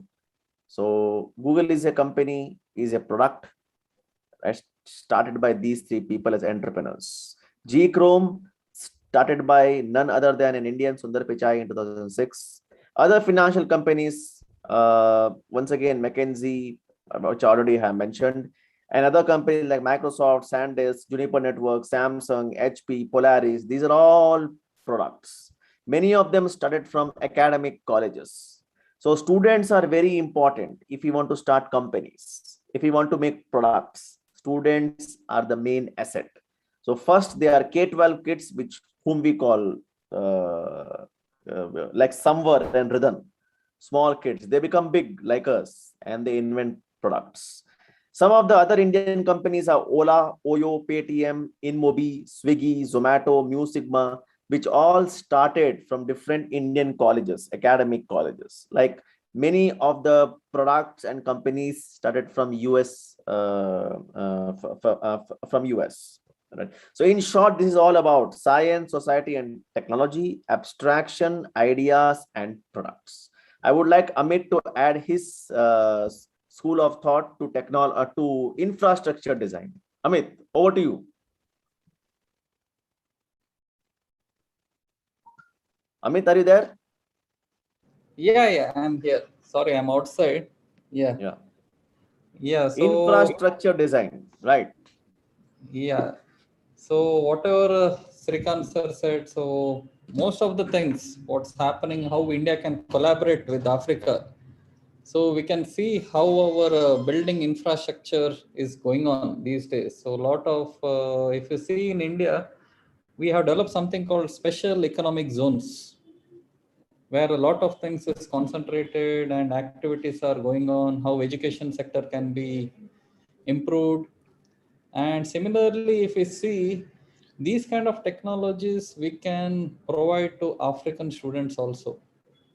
So we can provide the digital classes where we can provide technology from sitting in India and giving it to Africa. Because if you see in India, most of the rural places, if you see in our NGOs and all, we are creating something model called Happy Schools. Happy Schools is something where we see how we can see where the deficiencies lie in a particular sector and what technologies we can provide, like providing internet facility, be it providing classroom materials, or be it providing benches, teachers. Because with this online and digital technologies, it's becoming very close, and providing things are becoming very, very easy. So now sitting somewhere in, like last time Lionel sir had come to give a talk in our Manipal, a small place in India. So this is the reach which is possible nowadays, else we would not have met in such a wide platform. So whatever it is, so we'll work and we'll see how we can provide it. So I second whatever Shrikanth sir has said, and we can see in developing the education sector in Africa. Yeah, thank you. Thank you, Lionel, Dr. Charles, Pradeep, and me myself as the board of directors for University Go Global and US Go Global. And we thank all the participants for having seen us, and also the organizers of this symposium for having given an opportunity to us to talk on this topic, science, society, and technology. And science, society, and technology will not exist without infrastructure. And India is spending trillions of dollars on infrastructure these days, which can be emulated even in Africa. So without infrastructure, you don't have K-12 education or college education. So the main thing which we need to concentrate on is world-class infrastructure. Even in the Olympic Games, Asian Games, wherever you go, or cricket matches, without infrastructures, teams cannot win these days. It is so competitive. So infrastructure boom has to be there, which is there in Africa also. But India is doing it at a much bigger pace, faster pace, and which we can emulate together as concepts and architectures. So with this, I hand over to you. Thank you. We hand over to you. Thank you. Thank you so much, Dr. Prabhu. That is a wonderful eye-opener in terms of the possibilities that we can have. And thank you so much also, Amit, in giving us some more light on the possibilities. And more comments will come from Dr. D'Souza, and from there we'll invite the next presenter. Yes, I think it is critical that infrastructure and be developed. Now, Africa has got the benefit, at least many countries like have skipped, for example, traditional telephone systems, and they've gone straight to the digital age. So advanced technologies are there by young countries, and it is indeed that we are in a perfect position. We, when I say we, it is University Go Global and US Go Global to partner in every respect of the way. And Mr. Amit Aravind is a prominent Rotarian, and I think we should try to reach out to the Rotary clubs in Africa to also develop these kind of partnerships there. So over to you, David, for a few words. Thank you, Dr. D'Souza. Mine will be very, very brief. I think that once again, I'm glad that this conference brought us together with the directors of the University Globe that have not met. And I learned something when you're talking about the artificial intelligence. I was not sure there's that many products, because I do have a young man who is also in artificial intelligence, and he has produced some prototypes. So I'll try to connect him with you, even though he's based in Canada. But I want to say that I really like the idea of talking about the infrastructure, and maybe there's ways we can figure out how to use our networks to engage you, not just Africa, but the Africans in diaspora, the ones in Canada and the US that you have not met yet. So thank you again, all of you as a directors. Sorry. I think let's just move on. I've made my comments. Thank you very much. Thank you. Thank you so much. And Dr. Riley. Thank you, Dr. Prabhu and Mr. Amit. Thank you, Dr. David, D'Souza, and Charles. We're going to bring on our final speaker. Mr. Thomas Mabadi is the senior principal Energy Secondary Mixed School that performs very well in national examination. He is a graduate of Bed Arts from Moi University, diploma in school management, KESI in Kenya. He also has a diploma in financial management, KEMI, and diploma in senior management, KSG. Let's welcome Mr. Thomas Mabadi at this time.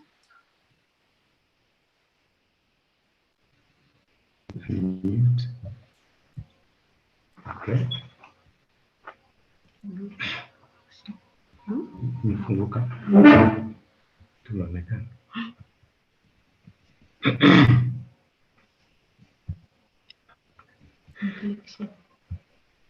Okay.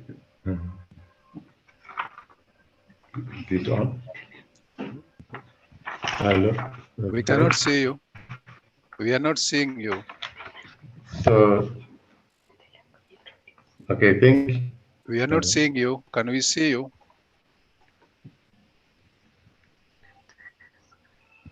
But at least he can stop me talking. Unmute your video. Yeah.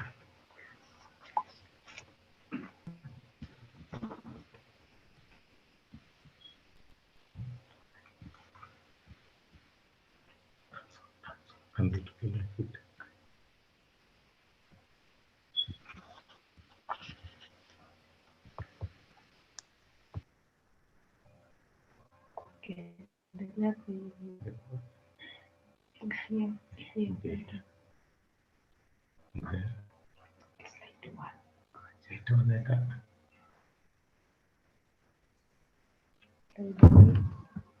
you we are seeing on screen, Dr. Charles. Yeah, I don't know what has happened there. I didn't touch it. Yeah. Thank you for giving me this opportunity. Can you hear me? Yes, we can hear you. Just a little louder. We can hear you. Yeah. Hello? We can hear you. Just Can go ahead. you hear me? Yes, we can hear you. Go ahead, please.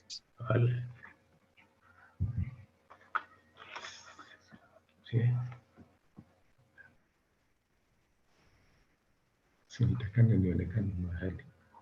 Okay.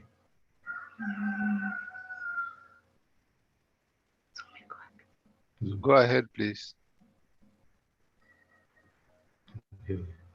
Hello? Okay.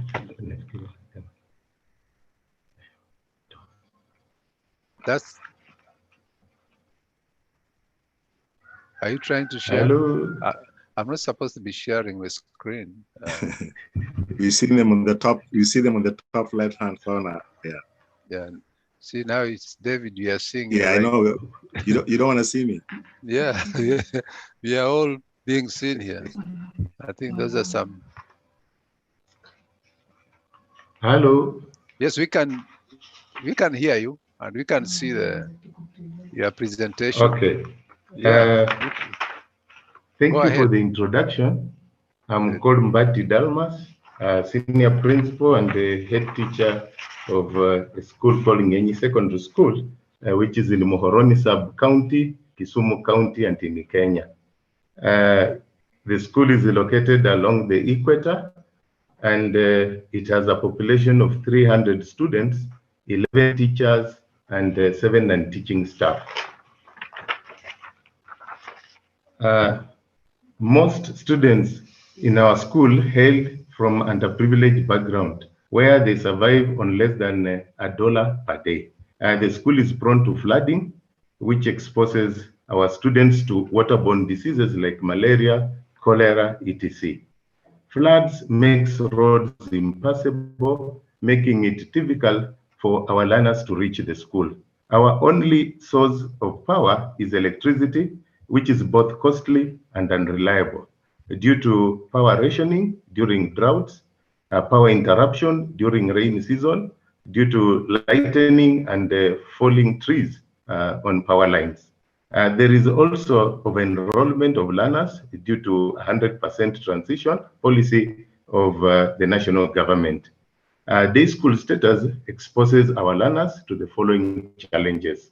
Lack of proper lighting at home, hence use of smoky kerosene tin lamps at home that adversely affects their health. Teenage pregnancy, which quite often leads to dropping out of school. Long walking distance, which forces them to leave home as early as 5 a.m. to be in school in time. Insecurity due to cattle rustling between bordering counties. Our school mission, we aim at producing graduates who are economically productive and socially upright, and with the skills to fit into the 21st century labor market. Education being a basic right to every child, through formal setting like schools, it is necessary to equip schools with the facilities and amenities such as clean drinking water, reliable source of lighting, necessary human resource. This is because this coupled with the challenges highlighted that we realize the need of a stable, reliable, and cheaply maintained source of energy to enable us provide world-class education. Our school needs a reliable source of power to drive learning equipments and machinery, to enhance internet connectivity for learning and teaching of digital literacy. Thus, we need reliable source of energy that can be harnessed to facilitate provision of quality education. These reliable sources include wind power, biogas, and solar energy. Solar power is the most ideal and suitable for both our school and our students at home. Availability of plenty of reasons for preferring solar power. Availability of plenty, free and reliable sunshine throughout the year. It is cost effective after installation, as it saves money to be spent on regular electricity bills. It has a low maintenance cost after installation. What you need to do is just to be wiping it. It has diverse benefits such as the generation of electricity, heating and lighting. It is environmentally friendly as it is non-pollutant. It is also inexhaustible. We have accompanied our presentation. Benefits of solar power to our school.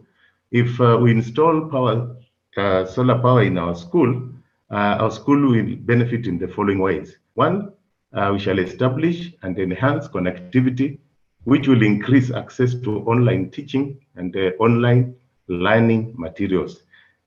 It will light up the school at night, improving our security. It will improve lighting for students reading.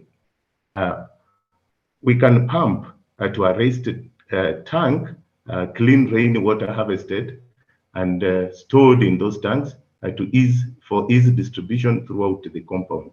So with the solar energy and internet connectivity, we are sure of providing world-class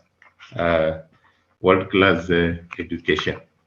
So we have accompanied that presentation with the photographs which indicate various areas within our institution. Like the first photograph has an old toilet which is sinking just after floods. And when this happens, the toilet is filled with water and you find maggots walking around, moving around the floor.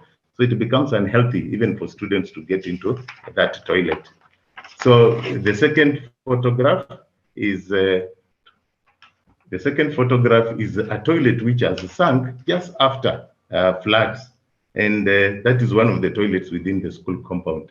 And that is an effect of the weight of the material that was used for construction. And inside there also, the walls of the excavated pit latrine have collapsed. That's why it happens like that.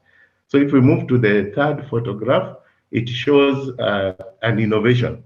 We thought about how to be able to overcome those challenges. So we came up with a toilet which is raised and well reinforced.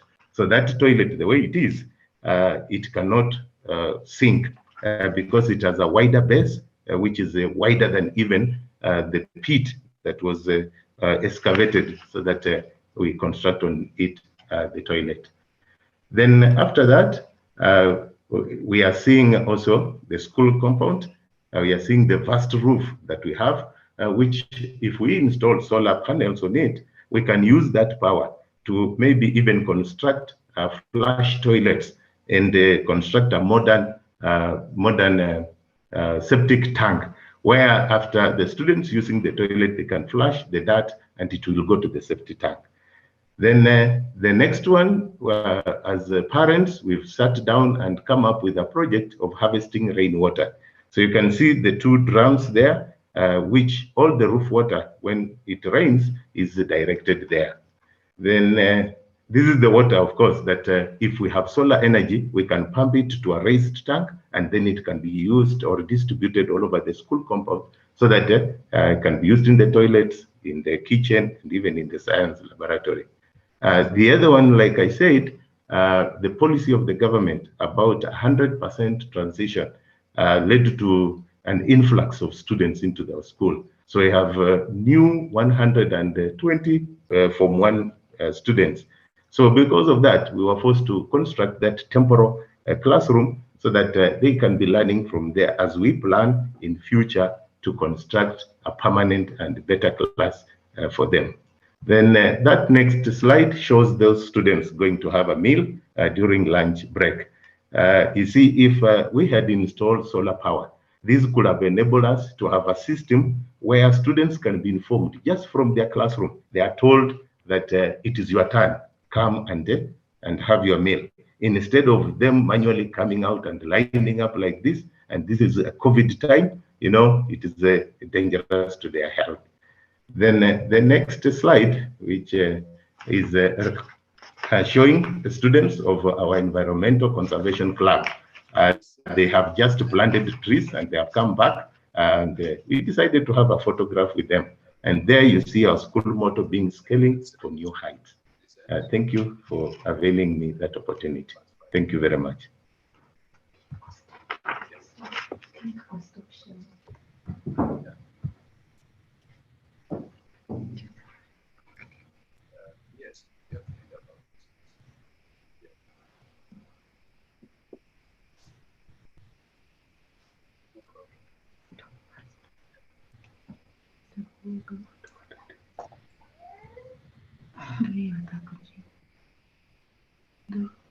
Charles, okay.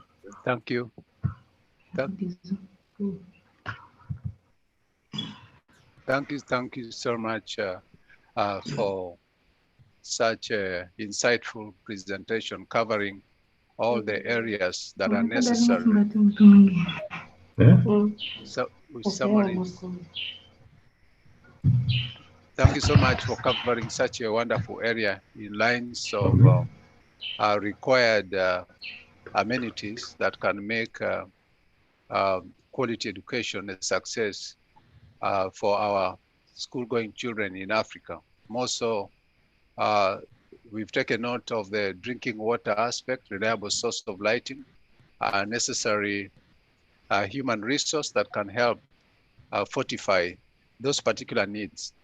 But more so, you're rounding up with the internet and equipment is certainly an area that is of importance.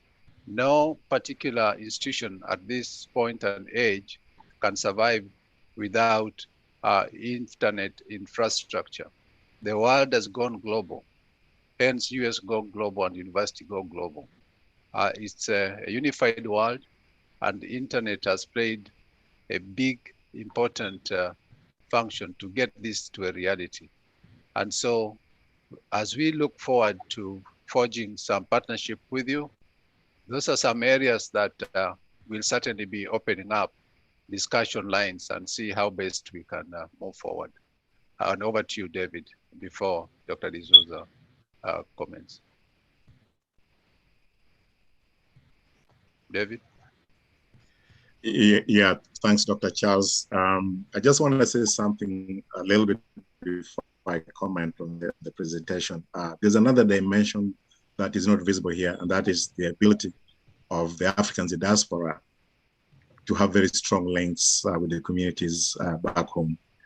This presentation is possible because one of the diasporans who want to be part of the solution in terms of what's happening,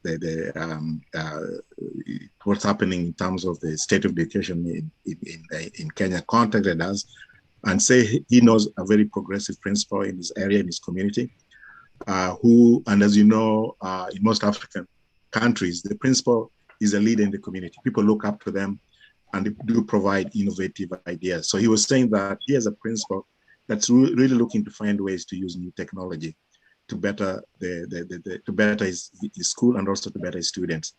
So Mr. Mbati didn't have a lot of time to prepare. He only did this in less than 2 days. That shows you the level of commitment, but also the level of commitment in terms of the wider group that will be part of the solution. So the people around this conference will be part of the solution, but there's another larger group, which is the Africans in diaspora, who are really watching this and saying, you know what, it's really important that we're part of the solution in the continent. Going back to your presentation, I'm not going to repeat everything that Dr. Charles has mentioned or other presenters. I just want to highlight an area that you mentioned as of interest. You've mentioned the issue of security. In all our presentations, only Nigeria it came up about the kidnapping of young girls by Boko Haram.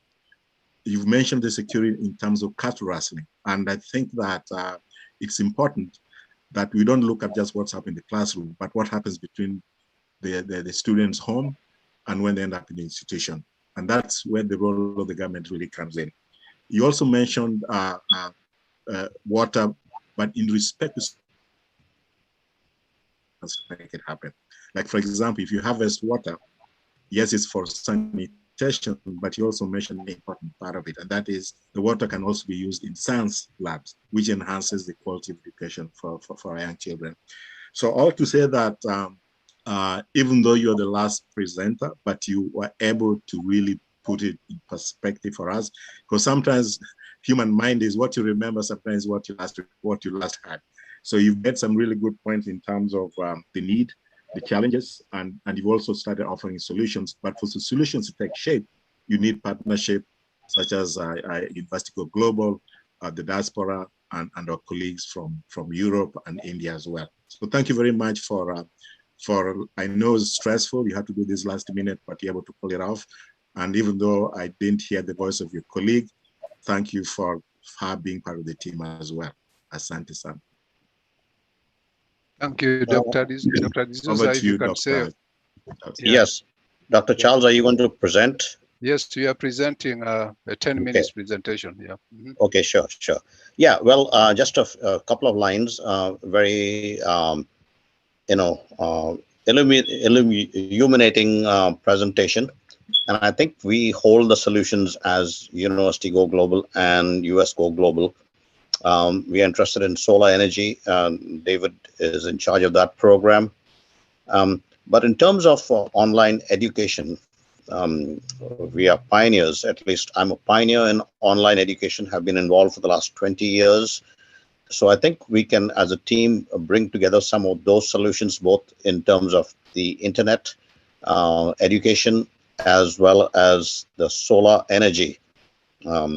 So again, we will be collaborating closely, David and his expertise on solar energy, our expertise on not only education, online education, but also on other facets of infrastructure development, artificial intelligence, and so on. So I think it's a win-win combination. Over to you, Dr. Charles. And thank you so much. And for that, Dr. Riley will do the introduction. There will be three of us.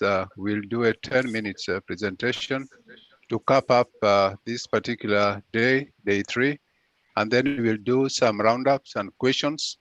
And then we'll bring up the conference to a close. So Dr. Riley, back to you.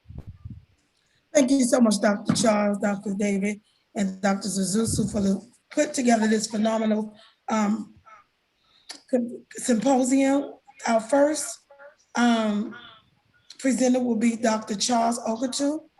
Dr. Charles Okotu holds a doctoral degree in Homeland Security and Business Continuity, specialization from Water University, and an MBA with Business Intelligence and DBA Analytics Management specialization, BSc in Technical Management, and Associate degree in Applied Science Logistics Technology. Dr. Okotu is the CEO, Global Strategic Business Intelligence of University Go Global and US Go Global. Next will be Mr. James Jones, is a program developer and implementation manager, coordinator, and prevention intervention specialist. Mr. Jones has over 30 years of leadership experience working with government, state and city, private and nonprofit programs involving management and services in youth and adult services. And then also, congratulations to him. He is a PhD, DBA candidate at Water University with an expected graduation date of April 22. April 22, yes. Dr. Tammy O'Reilly, the moderator for this conference, holds a doctoral degree in human resource management with a specialization in human resource management, doctor of business with a specialization in human resource management, has over 21 years experience in talent advisor, working and placing talents on qualified positions and jobs, And then my unique approach is to help businesses be more efficient and provide a better service to customers and meeting the expectations of our potential clients. So here, again, let's receive the last presenters at this time. Let's share the love by showing light. Thank you so much. Thank you so much, Dr. Riley and my colleague, Brother James. Quality education for children and students in Africa, challenges and opportunities, is a very good forum theme that we decided was definitely going to resonate with what Africa needs, and more so the children of the world. Share the light by showing love is one of those wheels that can be used to deliver this particular promise. And as we know, why is good quality education important in Africa? It is important because it will enable the development and attributes of skills of our school-going children. And that will enable them to achieve their potential as human beings and members of society. And when you talk about members of society, these are responsible members of society, because an educated child is a contributor towards a well-being of an economic institution. And this will also provide equitable standing in a society, and is definitely one of the most basic public, services that can be desired from any citizenry. So share the light by showing love is one way that if we can share the light, and this light can be in form of enlightening the students, showing them with love, because that's the only way that we can be able to articulate. Share the light by showing love. And what is quality education? What does it lead to? Quality education can lead to some savings. According to the US Department of Energy, taxpayers spend about $6 billion on energy costs for K-12 schools each year. And school energy costs are estimated about 25% more than what it should be. And of course, when you look at that, this is something that can eat into the textbooks areas, computers, other equipment that are needed to promote quality education. And we can replicate the same and transpose it back to Africa, where if we are able to implement safer energy implementations, we are able to save a given percentage. We do not know what percentage, but the same sort of percentage can be achieved by getting the right partners and implementing the whole process. Of course, we know that low-income countries have also problems in that the school attendance expectations are also low. And that is not a good thing. One way that can be improved is ensuring that the necessary support that can effectively help the deliverance or the delivery of effective quality education are actually implemented. Nothing is much more important ever than before than effective partnership. Partnership is what brings in the difference. It brings in synergy if the mission is the same. What I've seen, or what we've seen in this conference, is that we all have a purpose.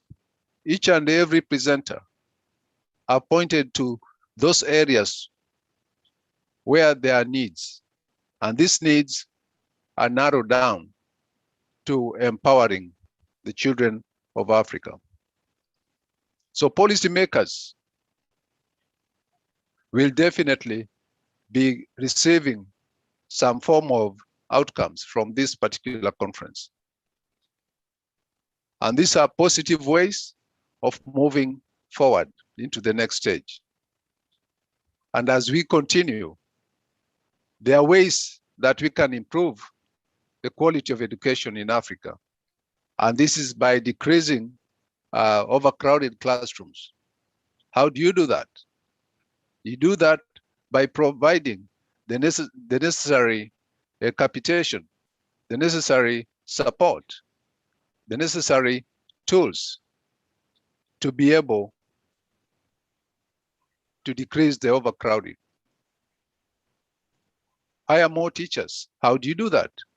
You need sources of income. If you implement a solar system into a school, there can be excess supplies which can be supplied to the communities. We know of a couple, schools that are already doing that, even in the United States. It's happening. And that can be a source which is plowed back into the schools and be divided into other projects. This can help raise the standard of teachers. And we as University Go Global, we are ready to directly collaborate with school teachers and offer suggestions in terms of how they can actually improve their standards. We can create effective learning curriculums to empower students to learn and reduce school budget. These are things that we can look at, and we can do specific presentations to individualized schools, colleges, and universities. Our forte covers a big spectrum of what are possible to make quality education a reality.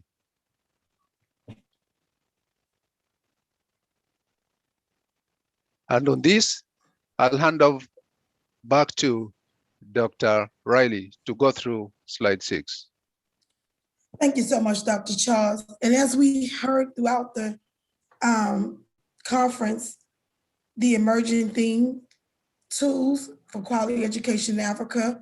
Here we've outlined, and I will echo again, some of the major tools that can have a major impact on promoting and creating quality education in Africa, such as books, pencils, paper, desks, and chairs, chalkboard, sanitary napkins. These are some of the major key components of, to visit, and we have received various speakers from all over the country that has visited this conference and are willing to assist with providing these quality tools for education in Africa. So without these essential tools, these place barriers on quality education. And the next slide is strategies for quality education in Africa. What are some of the issues? Again, some of the issues throughout the conference. And another theme, creating a clean environment, solar energy that can be useful, not only so that the students can work at home and during school hours, also to promote and assist with agriculture, to provide food for the students. Being hungry all day in school can affect your learning. So having solar energy, creating clean water filtration, digging wells, making it useful so the children don't have to walk miles and miles just to get water, which interrupt and can have a huge impact on the learning periods that is required to have a successful education. And creating residual income is some strategies, ways to put money back into the school to help with some of the costs of education is by, for one example, a strategy, if we have the water supply, they can use that to sell water and also generate revenue for education. And then providing technology. Mr. Deepak, he was so instrumental on this morning. letting us know some of the devices that are instrumental far as having laptops, smartphones. All this can have a major impact in sharing the light and showing love for our students in Africa. And sharing the light, that's to bring the social awareness to the African society, the governor, and showing love will bring about a social change, which will have a huge impact into creating quality education in Africa. Thank you so much. And next we need to have Mr. Jones, go ahead with the slide 8. You are mute. All right. Can everybody hear me? Yes, we can. Okay. First of all, I'd like to thank Dr. Riley for introducing me to our first University Global, but not to the last international conference, SOSA. Also, I'd like to thank Dr. Charles for believing that I can help in achieving the mission and goals as part of this committee has undertaken to help our African nation brothers and sisters in achieving their desired ambition for better health and education, which everybody have covered for themselves, for their family and the country. Lastly, I would like to thank other community members who have worked tirelessly pulling this project together, Dr. Riley, Dr. Yola, Dr. Day, Dr. Sosu, and Dr. Hyde. Also, others that have expended much of their time and their professional acumen to guarantee that this international conference and symposium is a success, which we are humbled and grateful that you have decided this in a worthy cause. I've heard so many good ideas and so many things. I'm new to this outside of the United States, and I really thank all the presenters and everything for providing their opportunity. One of the things I do want to stress, because I don't think I can add too much more to what's have already been said. What I want to add is that the organization in itself, and like any other business, there's a process that all the leaders within this organization we have to understand. And what is that? What do I mean by understand? Well, we as leaders, first of all, and I'm seeing this as we continue on, is that we understand the purpose that we're setting these goals out to be. We want to lead with the heart. I hear a lot of people talk, and I can tell that's from the heart. We want to practice the daily values and some of the things that we're saying. We want to demonstrate self-discipline, and also we want to establish connectedness. So with this, I believe that, I'm involved in a worthwhile cause that I want to participate in. But what I want to elaborate on would be also that those include the daily practices: integrity, trust, passion, commitment, and consistency. So with that, I'm just overwhelmed by all the information and everything that we did cover. And so it's not too much I want to add to this right now, but maybe in the near future, as I continue on to partake with this organization, I can be just a little bit more adverse and showing some support, and everything in this process. So it's not too much much more I want to add to this process today. Thank you.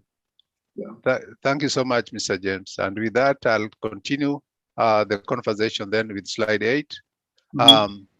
That's a good comment in terms of the way forward and a good summary, Mr. James. Now, on the slide 8, we are talking about implementing diversity and inclusion for children, youth, and adults in African schools. That is important. There is no institution or organizations in this current century that would survive without diversity and inclusion. This is a very important core subject within University Go Global and US Go Global. We've seen the events in 2020 what happened when there is no diversity? Many things can come breaking or tumbling down. So it's important that those whom we associate with, they're actually having diversity as a core benchmark in terms of their daily planning and activities, whether it's operations or whatever it is.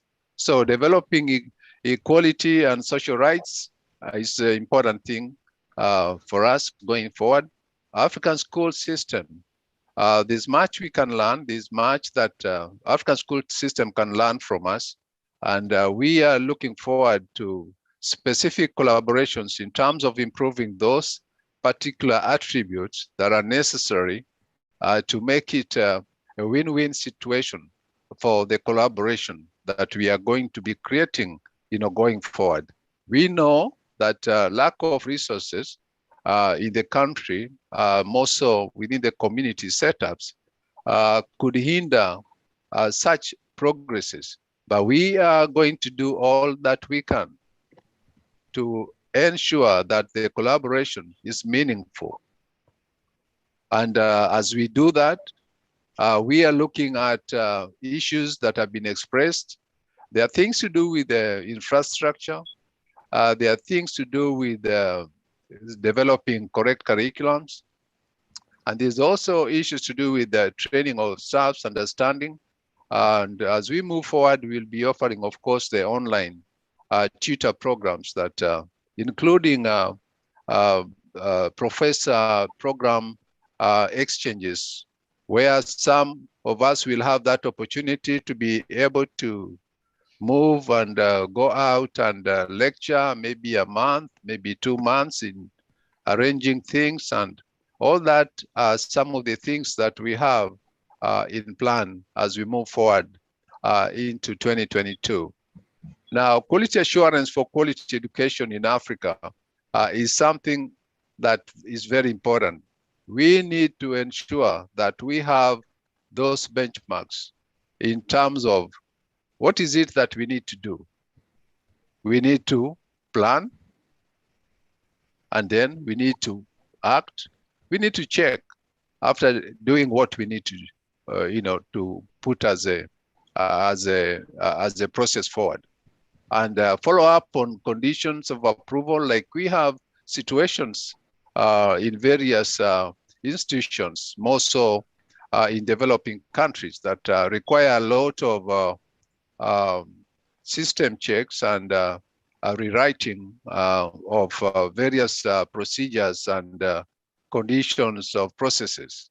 Those are things that we can perfect to the right standards that are internationally required.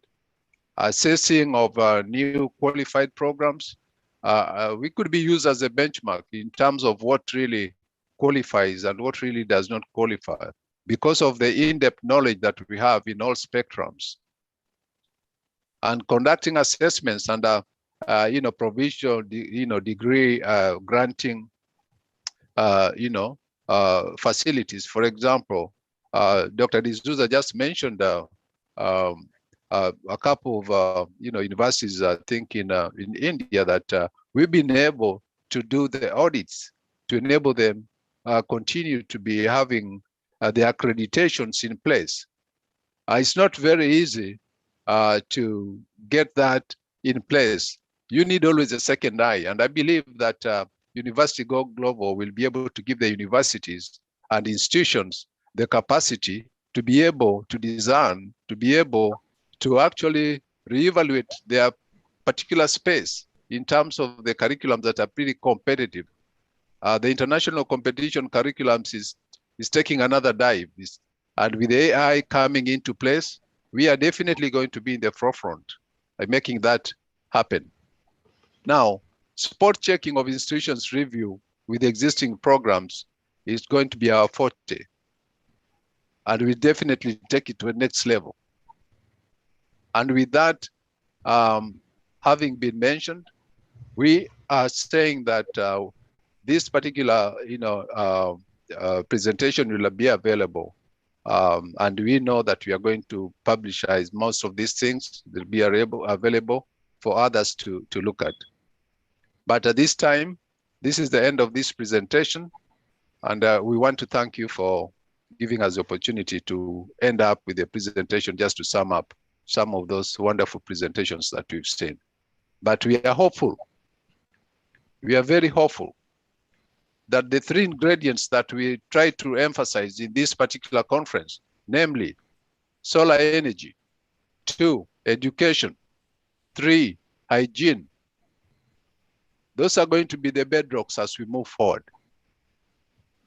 We will be able to try to ensure that there's a proper way of communication collaborations to deliver those particular themes.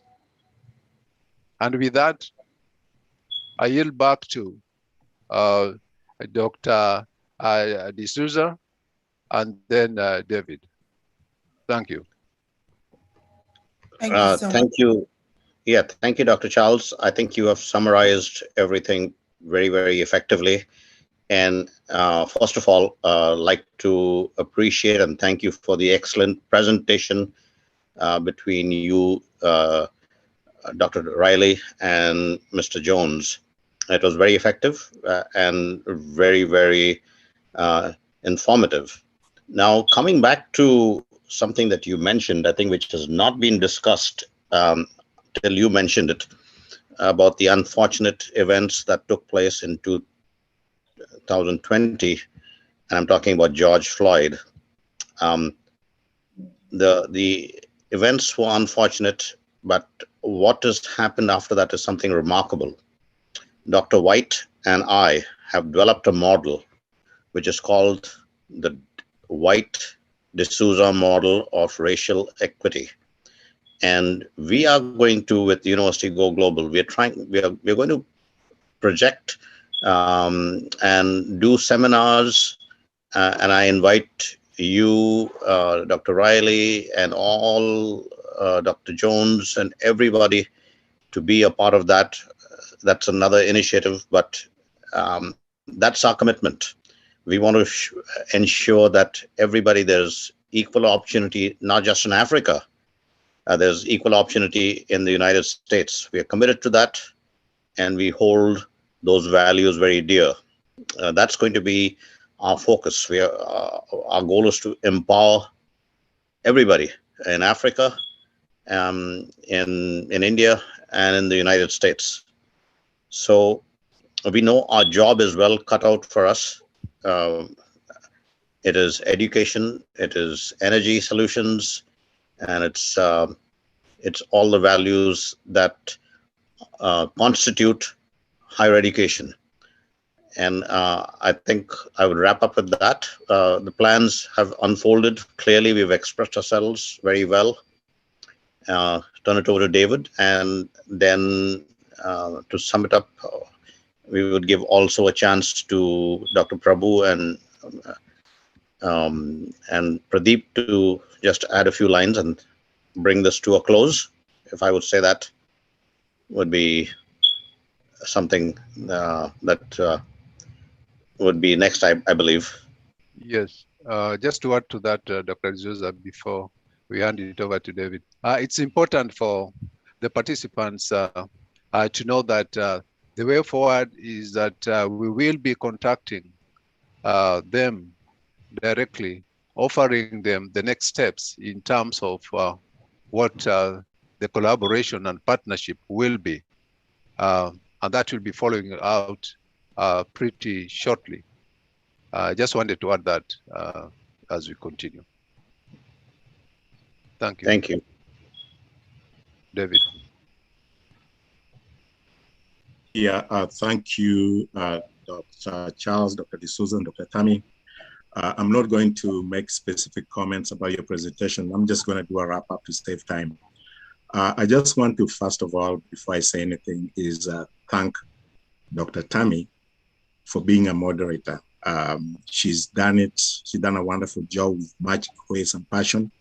And I know she's been waking up early in the morning to prepare both for being a moderator and also her presentation. So I really want to thank Dr. Tammy for your leadership around the 3 days. I also want to thank Dr. Charles, who I've known for a while, and I just want to say something in respect to the way forward. Dr. Charles is somebody who believes in actions louder than words. And I think because of his competitive sports ground, he also brings discipline in terms of what he's saying. So I have every faith that whatever he commits to as part of this process, we'll be able to collaborate going forward. I also want to thank Dr. D'Souza, who I think is a pillar of incredible commitment to bring the Indian subcontinent and Africa, but also the US as well. And I think that his commitment to work with the diversity of all stakeholders across race and origins is a testament to why the University Go Global is going to succeed. I also want to recognize, because I'm not part of US University Global, his other colleagues, Dr. Prabhu, Dr. Pradeep, for also being part of this important process. As Mr. D'Souza had said at the beginning, I'm not part of University Global, but my interest is mainly around my passion in terms of the intersectionality between education and solar energy. And it's Dr. Charles who introduced me to this incredible group. So I just want to say that throughout the conference, I think I made the right decision by being part of this incredible process. And I look forward to any solutions that has to do with my areas of expertise and interest. Let me just focus in terms of the whole wrap up of the entire conference, focus a little bit on the guest speakers. Most of the ones from Africa, not because the other ones are not important, but because they are part of the solutions. I just want to say that I liked the fact that the governor of Kisumu, Professor Nyong'o, took the time to be able to present a very comprehensive presentation. He took this conference very seriously. And one of the things he talked about as a way of engaging us is saying that there is an Africa City Summit taking place in Kisumu in April the 22nd, which is a global meeting. So he thinks that we should be at least follow that process and be part of it. And his commitment to school also showed very clearly in terms of his presentation. He did talk about an improved knowledge management in climate change among early age children, staff, and personnel. He also talked about identifying and promoting climate champions and thematic school clubs, and also initiating tree planting. Even though some schools are doing it on their own, he wants to do this at the county level. And I think that the day one speaker, John Order, some of his comments have been echoed here today. And that's the ability to force governments to provide kind of resources to be able to make sure that our infrastructures work well. He's also challenged the governments to make sure that the teachers are well funded and educated. So I don't want to go into a lot of details, except to say that this work will require a lot of partnerships. And both Dr. D'Souza and Charles has mentioned it. So in any work we involve, yes, in some cases the government, but mostly the NGOs who are part of those communities. And like I mentioned before, school principals are an important part of the NGO community.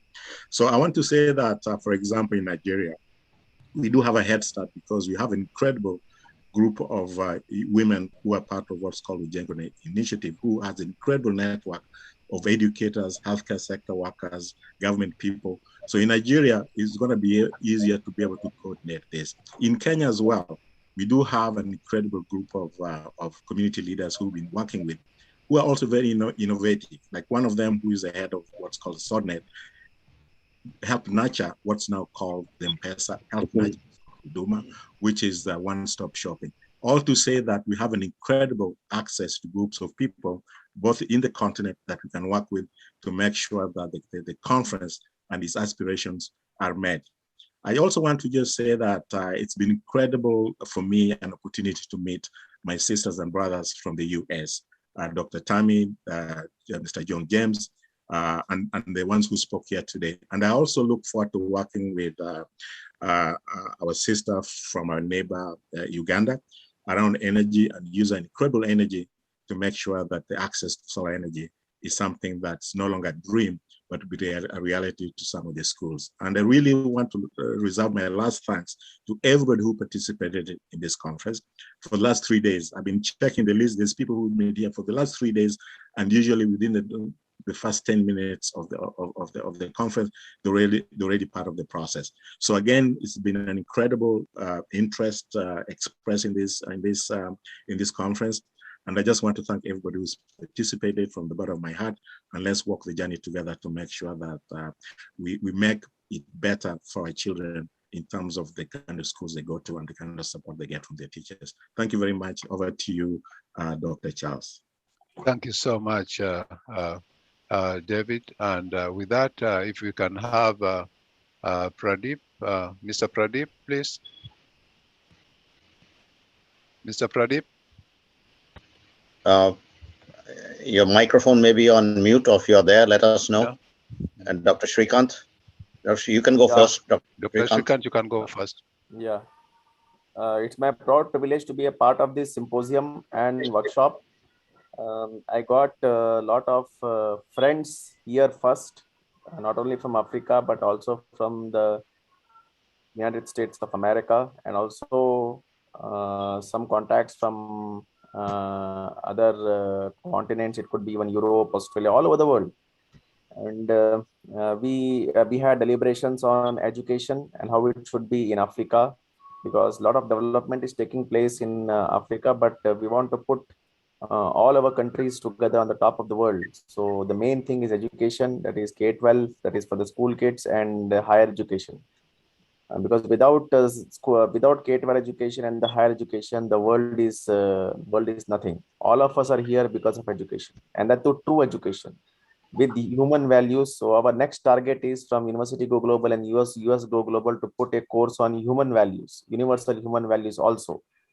So this also is a probable entity which we are exploring. And thanks for giving me an opportunity to speak on science, society, and technology. And thanks for including two of my students, Samvar and Hridhaan, who spoke well. And happy festivities from India, because in India it is a month of festivities, Raksha Bandhan. Then we have Krishnastami, we have Ganesh Chaturthi. So India is a land of festivals. So this month is full of it. And we are coming to the end of August, and next month is we also celebrate Teachers' Day. So we remember all our teachers on September 5th in India. Similarly, Teachers' Day is celebrated in other countries also, I'm pretty sure in Africa. And I wish all the best people in Africa, all the participants from Africa and all the speakers from Africa. Let there be tremendous development in education, infrastructure, healthcare, sports, and also in the political setup. With these few words, I would like to thank once again the organizers of this symposium and workshop. And also as a board member of University Go Global and US Go Global, it's my privilege. I should say it's my privilege to say now a goodbye, and we will meet once again in the near future. Thank you very much. Thank you. Thank you. Thank you so much, Dr. Prabhu. And with that, we call Dr. Riley to call the meeting officially closed. Just a second. I'm not sure if Pradeep is there. If he's not there, then yes. And one final thing is from my side. Thanks to all the participants, Dr. Riley, and every one of the distinguished people around, presenters. And we will see you in a conference that we are hosting a week from now, cybersecurity and law. Eminent speakers, do make it. Do make it there. And on that note, thank you very much. We invite all of you. We invite all of you for the cybersecurity conference and symposium on 26th August, 27th August, 28th August, 2021. So please be there, and we'll make it big. Eminent lawyers and IT people and your distinguished presence will make a difference as well. Thank you very much from our side. Thank you so much, both. Dr. Tammy, Riley, please call the meeting to a close. Thank you, everyone. Thank you once again for all the great inputs and ideas, strategies, and designs of creating a quality education in Africa. We would like to applaud everyone who has made this international conference and symposium, Quality Education for Children and Students in Africa, Challenging Opportunities. The conference and symposium were full of wonderful distinguished guest speakers and presenters. It is our hope that you have enjoyed the conference and will leave with a greater commitment to collective work and mission of generating and promoting quality education in Africa. We have truly been empowered, informed, and inspired. Additionally, all the participants have provided a greater insight to promoting quality education for children and students in Africa. Each participant has presented the need for social awareness in the African community, children, adult, and schools to help bring about a social change to creating a quality education for the African school system. Special thanks to the Leadership Conference Board, the founders of this great university, Go Global and US Global, Dr. David, Dr. Lionel D'Souza, Dr. Charles, and the leadership team and staff for the incredible hard work in putting this fabulous event together.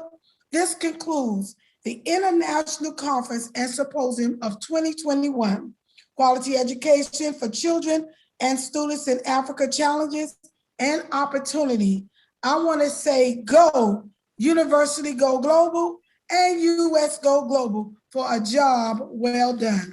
Thank you, thank you, thank you. Thank you. Thank you all. Thank you. And with that, we conclude. Thank you. Thank you all. Thank you. Bye, all of you. Thank you. Bye. Bye, everyone. Bye. Bye-bye. Recording